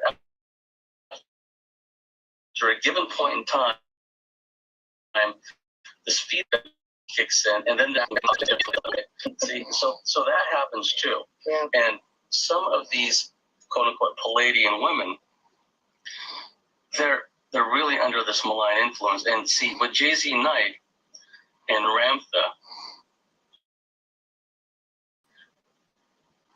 mediumship, and people call it channeling nowadays, the problem with trance mediumship, which is the old spiritualist term, is one has to deliberately either mute their consciousness or consciously check out and allow another entity or entities, because not sometimes people are taken up as a host by more than one entity. They mute their consciousness or check out another entity to come in. And see, that's not good, because if that other entity isn't this Palladian, like blonde star being, and it turns out to be like a reptilian Draco or some other negative, well, problems ensue. And these entities are very charismatic. They have they can develop magnetic personalities, be very charismatic. And for those people who lack self-worth, who don't know how to set up their psychological and spiritual boundaries, they're right for the plucking. And what happens, all these people who are seeking answers and looking outside of themselves again, they go to places like Washington, where Ramtha is. Now, I happen to know there is a large underground reptilian base beneath Yelm, Washington. And very negative, horrible things go on there. My mentor, the late great Barbara Bartholic, who to me was an earth angel, and she had done so much for me and countless others, doesn't get the credit she deserves. She was the true pioneer, not Bud Hopkins, not David Jacobs. I'm sorry, all you David Jacobs and Bud Hopkins devotees and acolytes out there. An abduction researcher is not enough researcher if they ignore accounts of reptilians and military abductions. I'm sorry, it's just the way it is. Yeah, right. You have to go where information leads, and you cannot fill out information coming from abductees. And those abductees, some people, I won't name who, have to do, no, that's not a reptilian you saw, that's a hybrid that looks like a reptilian. Well, I'll go ahead and say that that's David Jacobs. And there's people like Richard Boyle, and I can tell you all kinds of stories about him. Oh, can I tell you one? You were into one underneath Yelm, Washington. Yeah, that Barbara Bartholic was involved in. I'll tell you about that in a moment. Okay, hold that thought. I don't want you to lose your train, but I used to be part of a group, an online group with Richard Boylan's group, and everything was going along nicely. People were talking about their experiences, and I never had any, right? I was there to look, and so I was watching, listening, and after about a year, I said, I did have something, that I saw. It was a vision. Maybe it's after all, because I had always felt. And what I wrote down what it was, and it was basically that I had sensed and seen with my inner vision, my third eye, that when I had gone, I was 14, and I had gone out to throw away some garbage, and I had felt this horrible presence behind me. It was horrible. And in my mind, I saw a two-legged reptilian standing behind me with a knife that was trying to stab me in a certain location in my neck and in my back. And I was so freaked out, and I just ran back inside, and it was just very patient. So I wrote this experience down, and I was thrown out of the group. Oh yes, that's par for the course. I was like, what happened? I said, I don't remember. All I did was share my experience. Everybody else was talking about them. But I spoke that we don't allow anybody speaking negative about reptilians, was the answer that I got. Yes, that's par for the rest with Richard Boylan. Just take a look at him for some time and feel his energy. But yeah, so I believe it. Did you know that Richard Boylan had his psychology license removed by the state of California? No, I didn't know. Well, what happened was, see, I knew the female abductees he worked with, because I lived for a long time in San Jose, California, and San Diego, my old stomping grounds. And I networked with abductees from all over the state of California. And what happened was, some of the female abductees he had hypnotically regressed. And of course, when you have a hypnotherapist regress anyone, that is essentially a master-slave relationship, where the therapist has this control, asserted this control imposed his or her will on the person being hypnotized. Well, long story short, Richard Boylan was skinny dipping in jacuzzis with a number of the female abductees he had hypnotically regressed. Oh boy. Which is Tell me, Captain's like 40 years ago, he was young and not recently, please. well, like early 90s, thereabouts. God, no. I've had run-ins with Boylan, and let's just leave it at that. I've had a run-ins with because Richard Boylan is the one that says, is it him or is it Stephen Greer? I get them all mixed up sometimes. No, Boylan was the one that said that there are negative aliens. There's only military intelligence operatives and lizards for scaring women. That's what he said. Actually, both Richard Boylan and Stephen Greer. Okay, well that makes sense. Check out Greer's energy sometime too. A whole nother story there. So tell us about the what happened with Barbara Bartholin. Oh yes. Yelm. Yelm. As you know, the people who make up Jay-Z Knight's group are not just run-of-the-mill type of people like gypsies or what have you. Gypsies are great people too, but there's a stereotype that people that are go to that case at all. Many of the people who the Jay-Z Knight's group and basically these were attorneys, these were doctors, these were judges, these were so-called professionals, right? And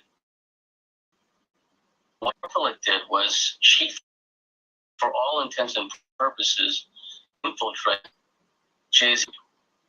Now, Barbara used to work what she called in the UFO invasion areas.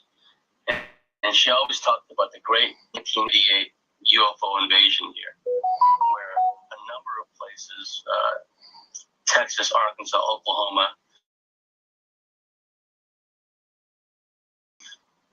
in particular, here, like entire neighborhoods of people were being abducted, mass abductions.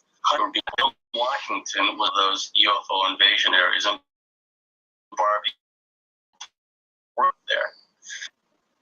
Hypnotically regressed a lot of people in the Yelm area, and many of the people she hypnotically regressed and worked with in and out of regression were in Jay-Z Knight's group. Now, what has emerged is many of these people were having full-on reptilian encounters, and oftentimes the reptilians stay behind the scenes.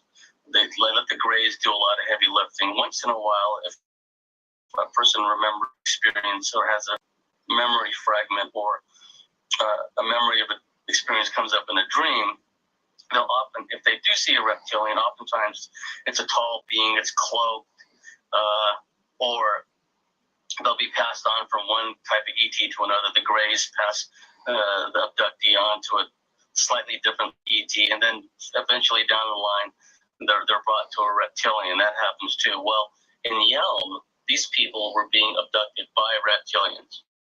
They were taken to the ground and were brought to a reptilian base. And the things that you've heard about in Dulce Base, people were being held in captivity, all that was going on ground in Yelm. And it'll freak out the people of Yelm, but it's probably not exactly news to them that the weird things are going on there. Well, you were saying it was a processing base down, a processing thing down there, right? Yeah, it was. I didn't. I know, but we've got to go there, don't we? I know. So if I get bumped off, everybody, okay. So it was because but anyway. Not by us. Yeah, no. You know, I have protection too. I spiritual protection that was happening. There is a large processing plant beneath Yelm, and there were humans down there that are basically a food source, and this was what was coming out in and out of the work with. And so when Barbie was in the Jay-Z Knight group, Jay-Z Knight did this exercise where all the members were grouped to wear blue for whatever purpose, and Jay-Z Knight was walking up and down the rows, and just pausing and looking. Well, Barbie, being Barbie, she tilted her head back and kind of looked beneath the blindfold, and she saw Jay-Z Knight walking up and down the aisles, and she saw Jay-Z Knight's eyes glowing red. And then Barbie goes, "Whoa!" and she, puts her head down and doesn't move, and then eventually Jay-Z Knight walks by her. Okay, so Jay-Z Knight, according to Barbie, and I believe Barbie implicitly, is what they call a shapeshifter. She knows, and they do exist. For a long, long time, people have shifting up until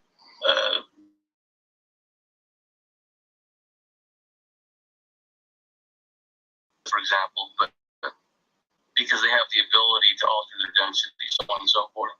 Anyway, so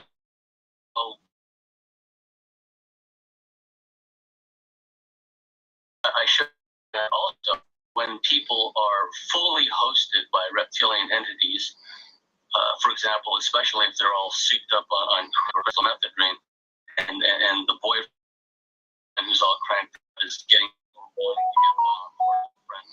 The women often describe, well, his eyes completely changed. He started glowing, and they would turn yellow, it would turn red, or his face started morphing. Under crank crystal methadone, that's very common. Again, it's the whole sympathetic resonance thing.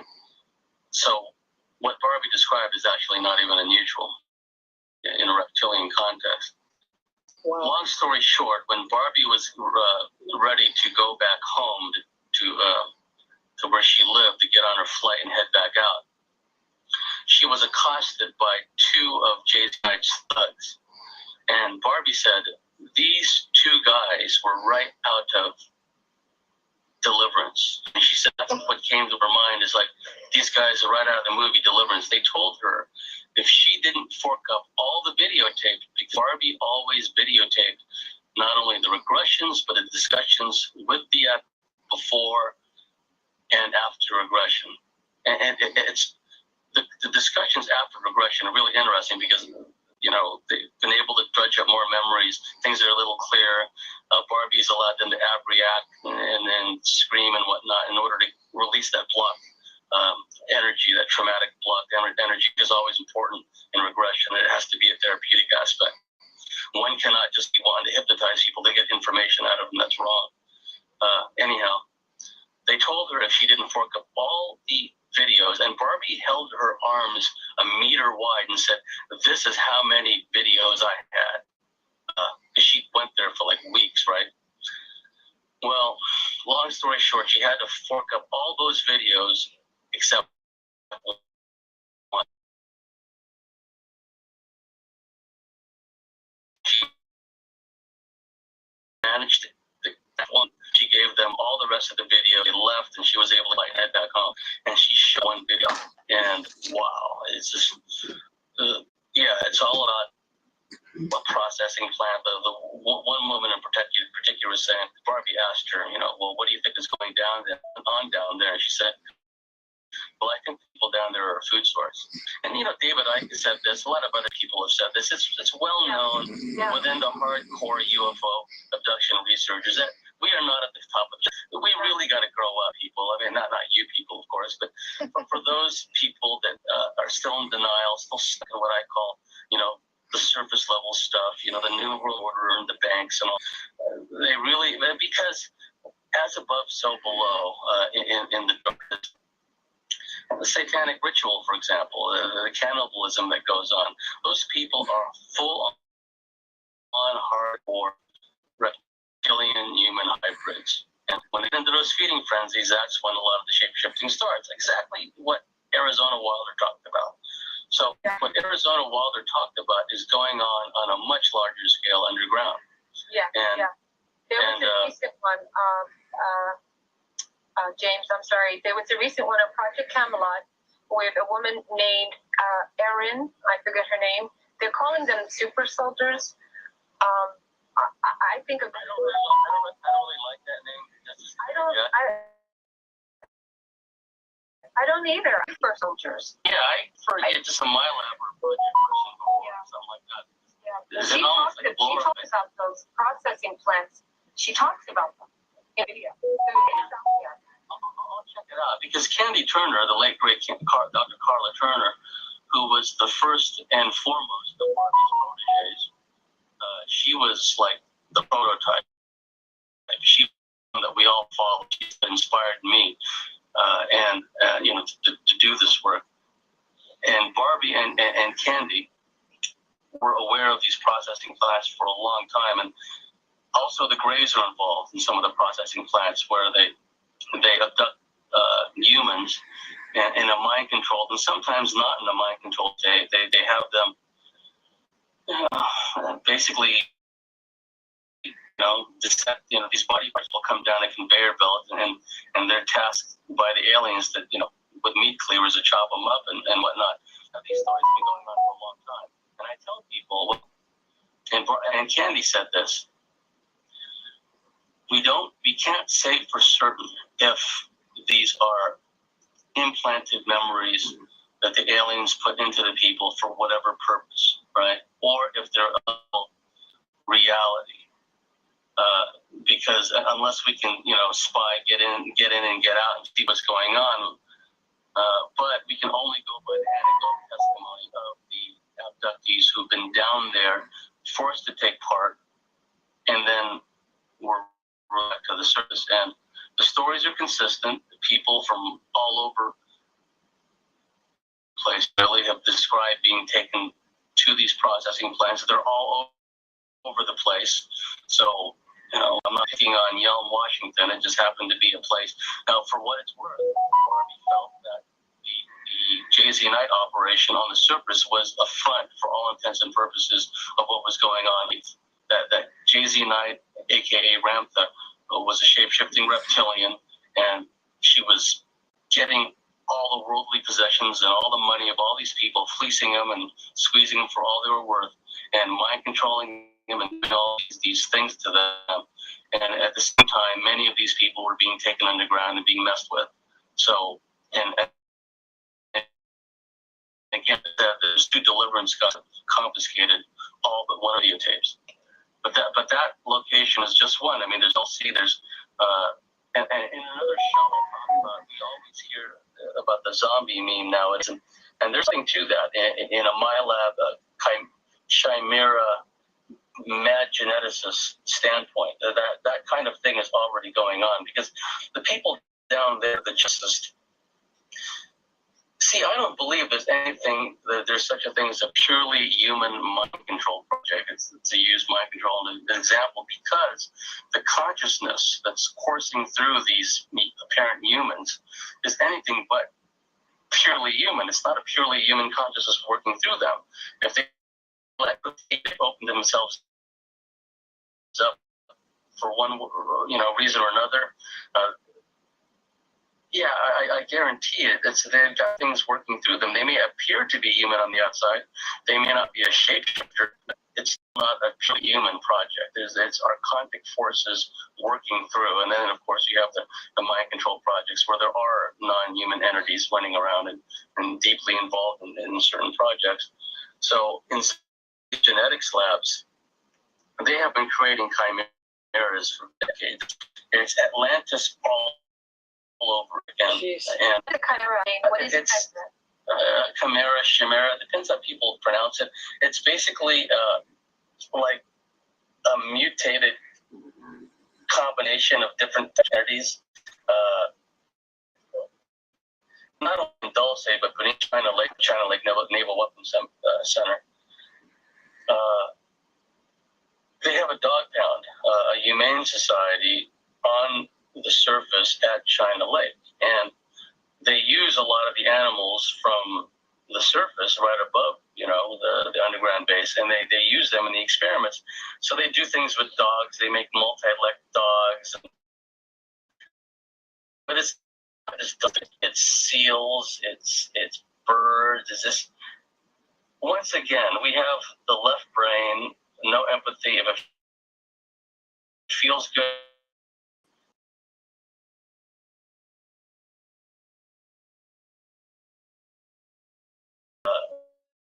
there's no explanation about doing these things. It's like these. It's called science. That's called. So in another show, when we have more time, I can delve more into it. But there's a zombie aspect to that also. Okay, just suffice to say for now. But getting back to what we were talking about earlier, Barbie always emphasized that in the 80s, especially 1988, things really accelerated. I say that it's an internal alarm clock where people are kind of programmed, if you will, to go off as in an alarm clock at a certain point. For me,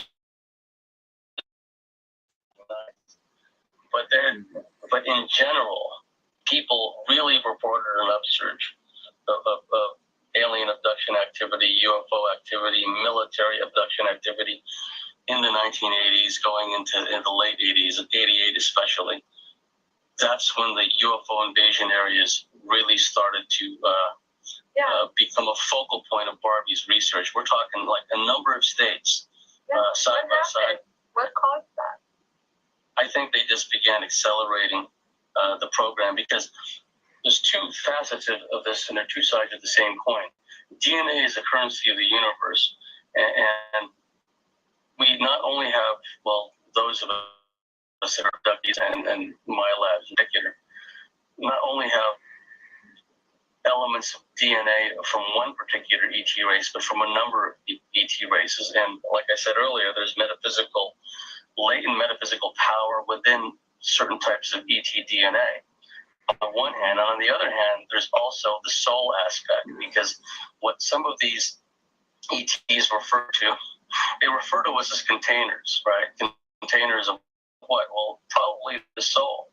And what are the humanists and transhumanists try to tell us? Oh, we're just body bags. We have no intrinsic value, or we don't have no eternal souls. We just like biological androids, basically, because they shunted everyone to the left brain, and that's what they think of them basically as automatons. But we do have souls, but there's the hybridization aspect also. I mean, the extreme hybridization aspect where they're literally churning out hybrids in these genetic labs, both underground and in off-world space sometimes settings, where they create these human hybrid bodies, and then they place reptilian consciousness within them, and they bring all these hybrids en masse to the planet and turn them loose, and they're everywhere basically nowadays. But so the soul on the one hand and the related DNA on the other, and these beings, they see us as a resource, not only our bodily fluids and our DNA and our blood and our tissue samples, but our energy, our frequency, our very souls. They are, these negative archontic energies are parasitic. We don't need them, and they've created these patriarchal monotheistic religions where God has no image other than in some traditional guy with traditions that you're not supposed to have any image of the god or gods, right? It's just like a nameless, kind of faceless, but it's paradoxically everywhere. And again, it's shunted to the left side because the right brain is very image oriented. It's very picture oriented. But you have all these weird religions where the imagery is not allowed, where pictures aren't allowed, where images aren't allowed. Another, before I forget, that's also of this kind of guru reptilian influence mindset is, I don't know if you ever heard of J.J. Hurtak. You ever heard of the Kings of Enoch group? Well, that's another one. They go back a long ways. And again, all the best disinformation has elements and kernels of truth, and that's what makes it easier to swallow. What this Keys of Enoch group do, the J.J. Hurtak group, they feed people a lot of spiritual pablum, but at the same time, they radically open them up. They open them up to all kinds of malign influences and manipulation. And see, because what these controlling groups do, and this goes back throughout the ages, is, and this is usually only known to either him or herself or some trusted acolytes.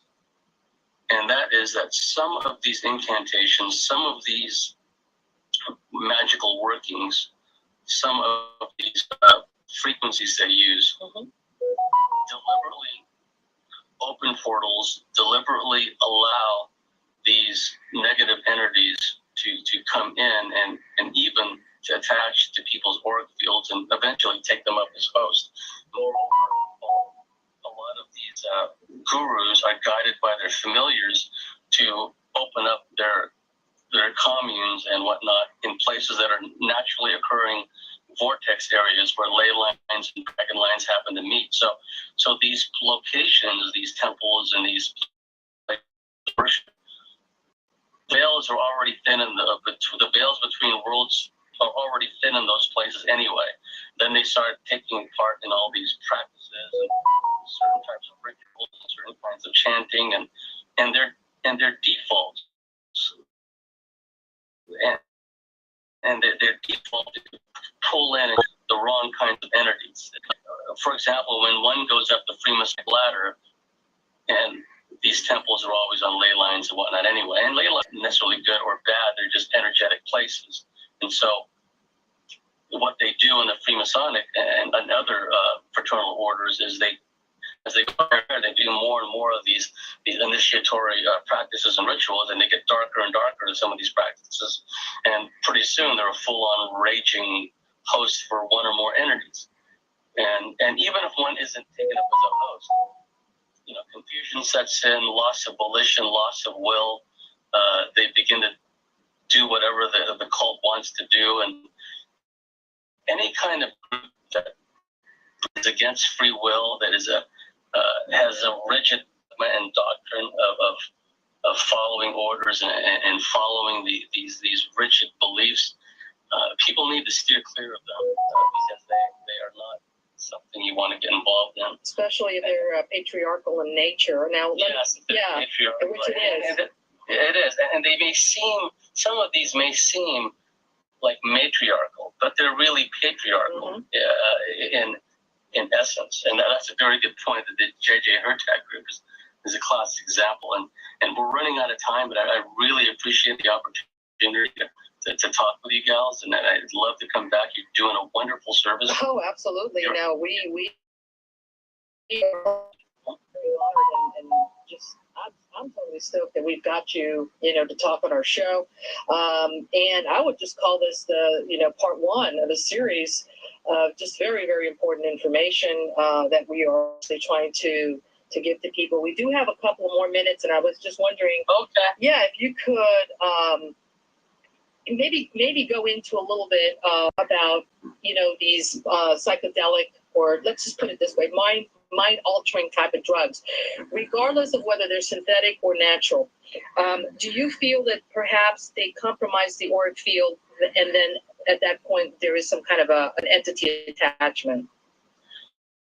It's possible. Like, for example, it's always best, I've never done ayahuasca, but it's always best to do it under the guidance of someone who is a well-regarded, highly thought of shaman,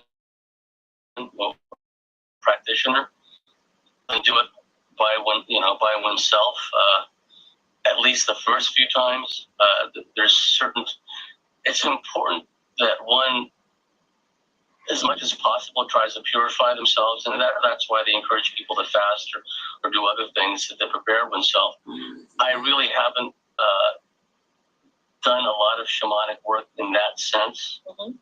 I know in past lives I've had this shamanic aspect in some of my prior incarnations, but I would say that certain psychedelics and drugs can help open higher senses.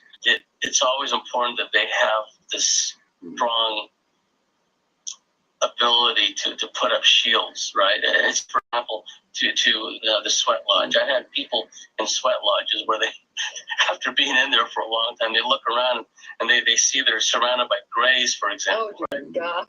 Yeah, and it's like, well, the person who told me this is she's got that psychic sight kind of thing where she can see in other planes, and she didn't become fearful. She just immediately, oh, okay, put her shields up. Mm-hmm. But some people may not be able to see them in that sense. They can only feel them, or maybe they may not.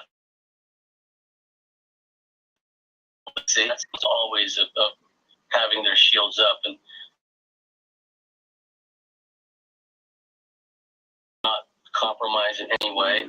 If there's no holes in them or anything, but it's also the lifestyle a person chooses to have, and the kind of thinking that they have, and how often they do energizations and certain types of meditations, sure. And the kind of reading material they do. So sure. I can't encourage people to not do it, right. Because as Graham Hancock pointed out, this is part of our traditional memory.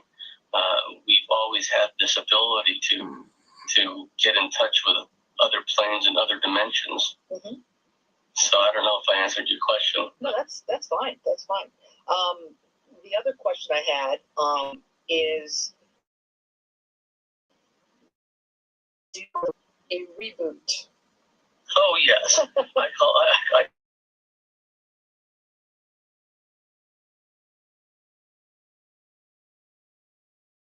the cleansing, as some of the Native American traditions call it, and this planet is sorely in need of it because yes, bring it on, please.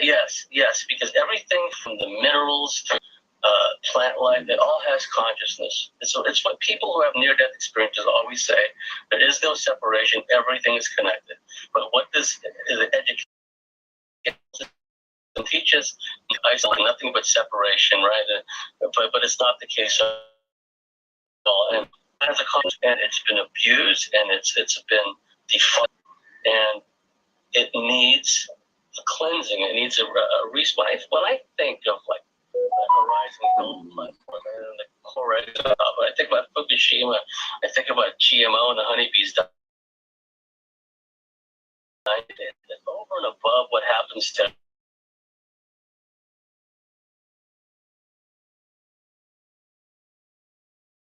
but what I take comfort in is, yes, these celestially driven cataclysms, at least usually a double cataclysm, a galactic superwave event from the galactic center, what Dr. Paul Laviolette calls the T-Tauri burst, which can last for several thousand years.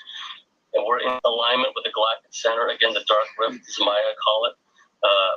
So not only do we get the galactic wave that pushes in all the cosmic dust, occludes the sun, and blocks out the heavens, what the ancients always talked about, Ragnarok, what have you, causing the sun to heat up, fire from the sky, causing the ice polar caps to melt and causing glacial tsunamis. And we know that there are periodic mass extinction events. We know that the Earth shifted, just deep wellings of the land masses simultaneously in other parts of the planet. Huge upwellings, suddenly huge mountain ranges form seemingly overnight, and mass extinctions of events. Now, at the tail end of the galactic superwave event, came through, if you're familiar with Professor James McCandy's plasma comet discharge model. We don't have to get hit by a comet when the very large planets, entourage of smaller objects, right. They can generate a gigantic electrical discharge, which can cause all kinds of problems. If you look at our solar system was like battleground. Uranus on its side. There was a thriving surface civilization on Mars, which got wiped out, it seems, in some kind of cataclysm. If you read Dr. Joseph Farrell's book, The Cosmic War, I happen to believe this. There was one paleo-ancient interplanetary war that may have resulted in the destruction of an entire, very large planet. So not only do we have periodic cataclysms every 12,500 or so years, and we're right on the cusp again, but there's been these interplanetary planetary wars that's occurred. And what's going to happen is this will diversity of DNA here and all the billions of souls here. All these ETs are coming here, both positive and negative, but we have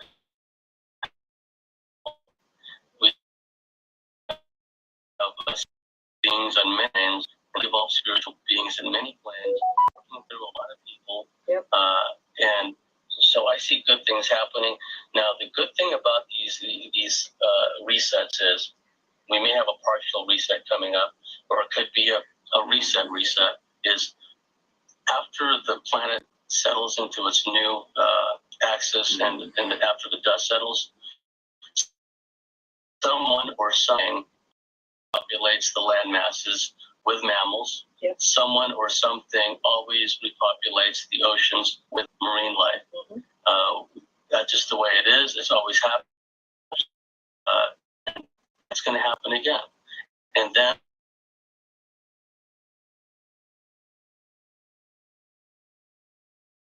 life anew. And it's up to us. See, as long as we put ourselves emotionally, psychically, spiritually in the best possible position, no matter what happens to us, to our physical bodies, as long as we put ourselves in the best possible state of mind, it really doesn't matter because, we're going to transition anyway.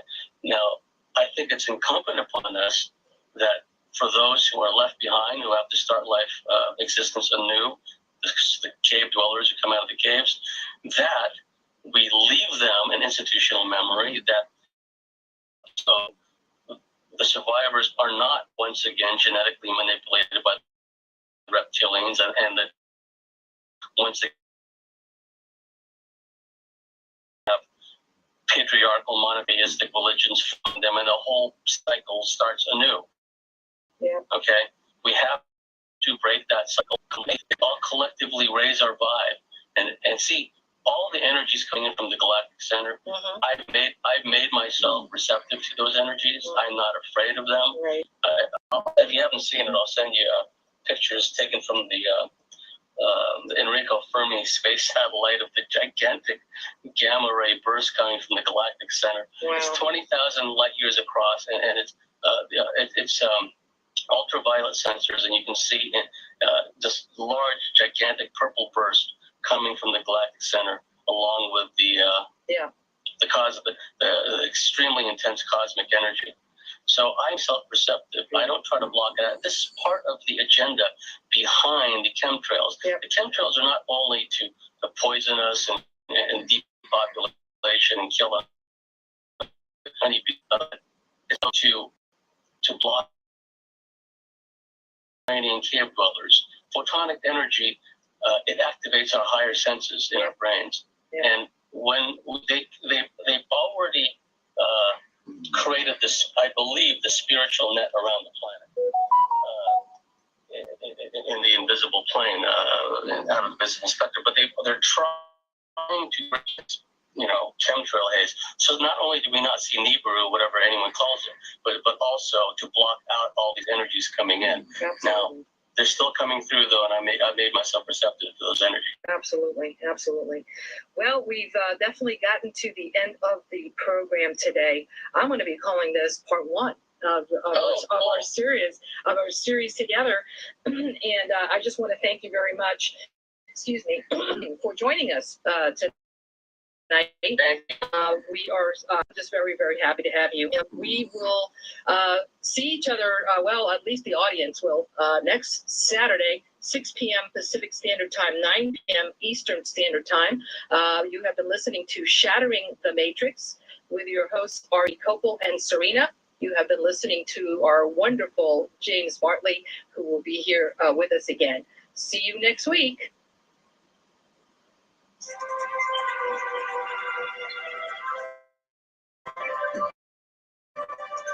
Been listening to Shattering the Matrix with your host, Ari Kopel and Serena. Please visit our website, 2012emergence.com. That's 2012emergence.com. Facebook. Listen to archived shows at blogtalkradio.com/shattering the matrix. And join us next time for the birth of the new golden era on Shattering the Matrix.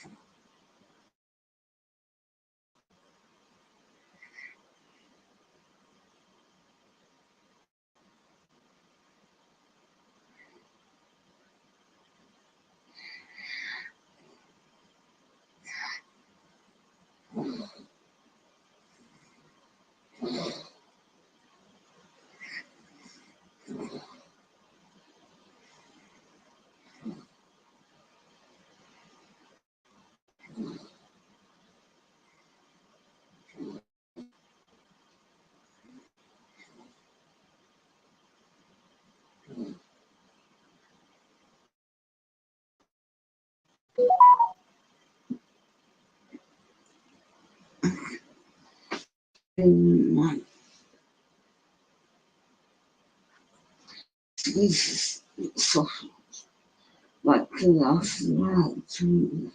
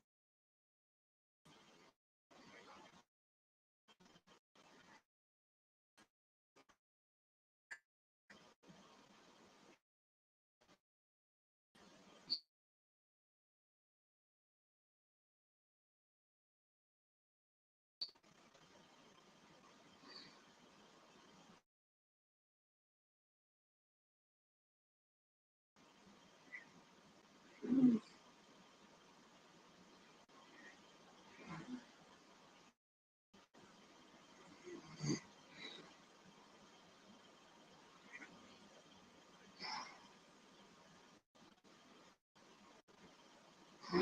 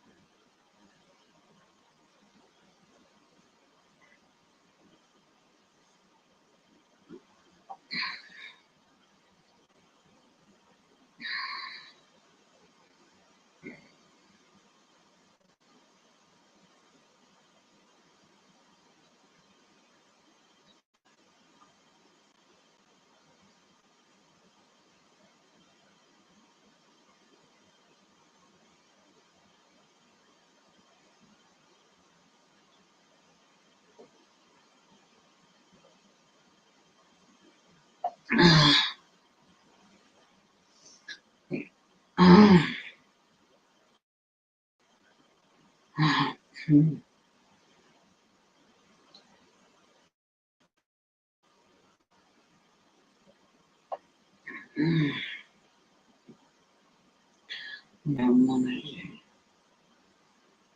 manipulation, sleep.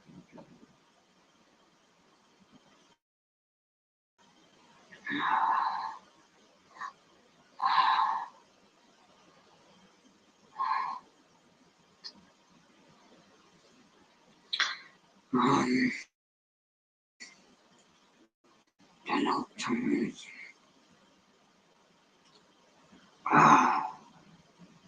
It's not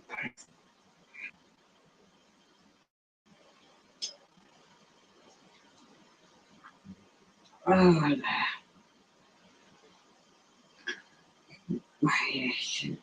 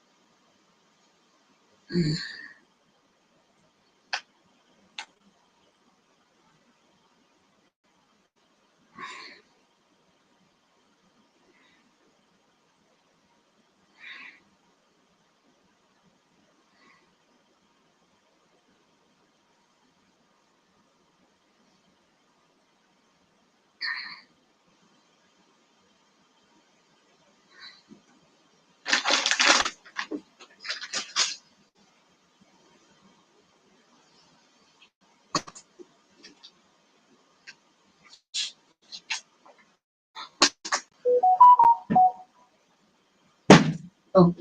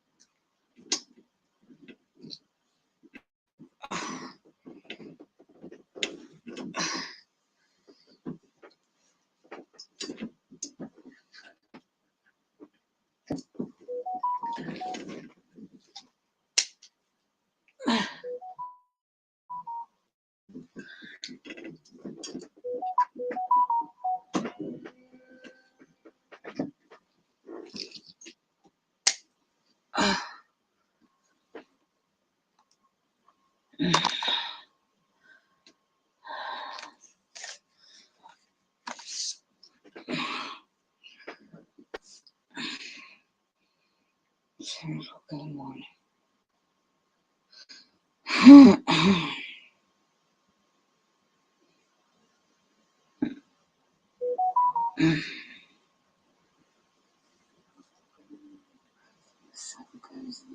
Woke up in the morning. Was a silhouette. Oh, oh. Brown sleep. Exercise here is, and we're aware of that because of the train. That's why I was involved. I'd run at Jay-Z. They opened them up.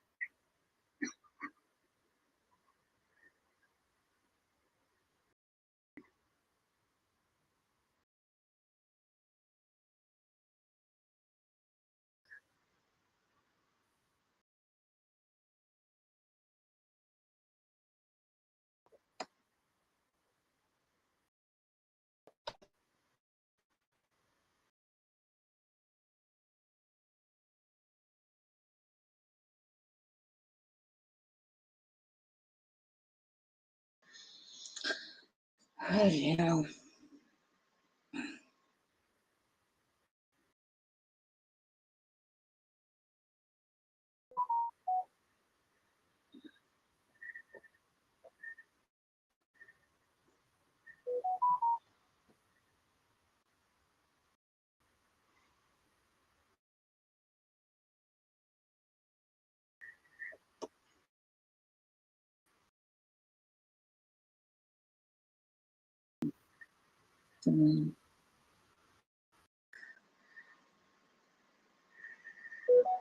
Just describe that, but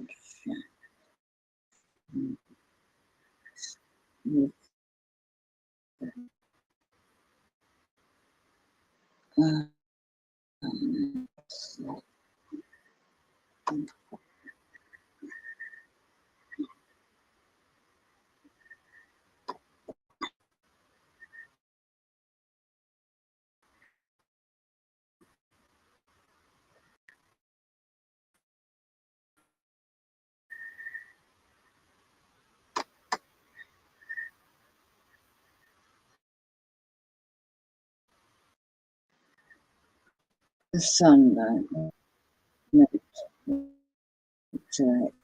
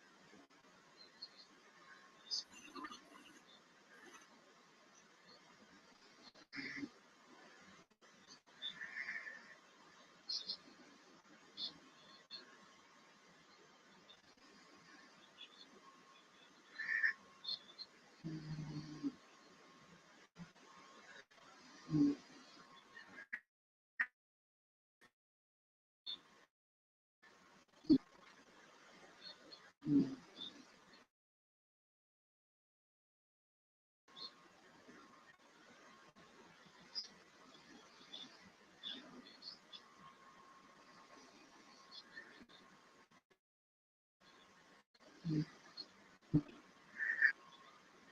mm,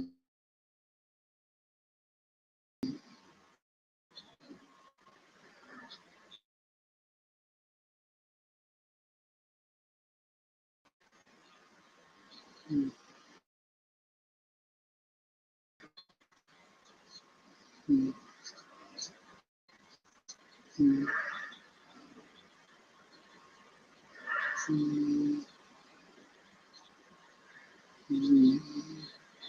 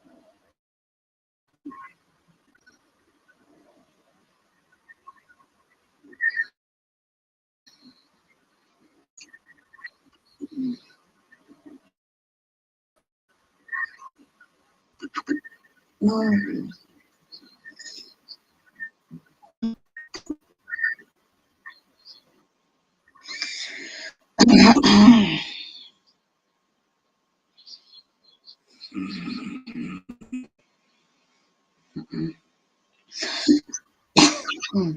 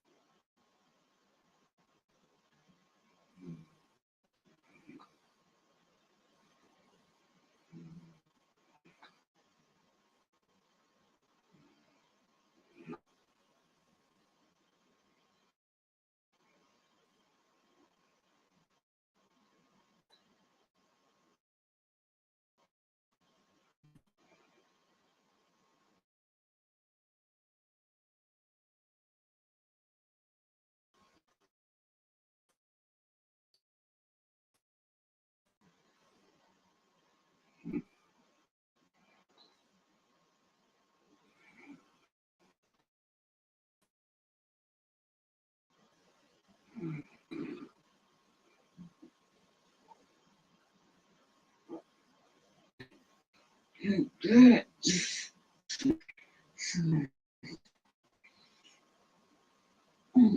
Anyway.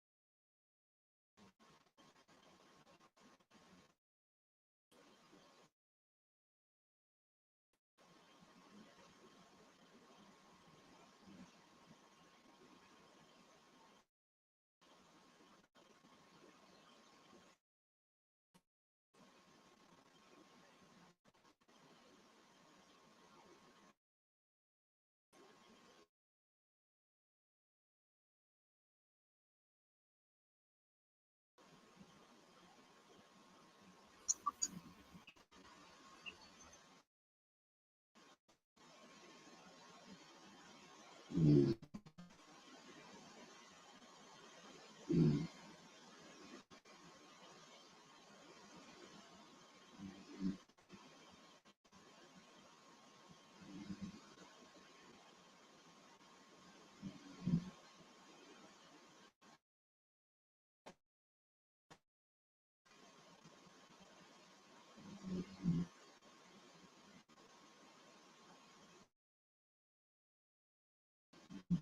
Mm.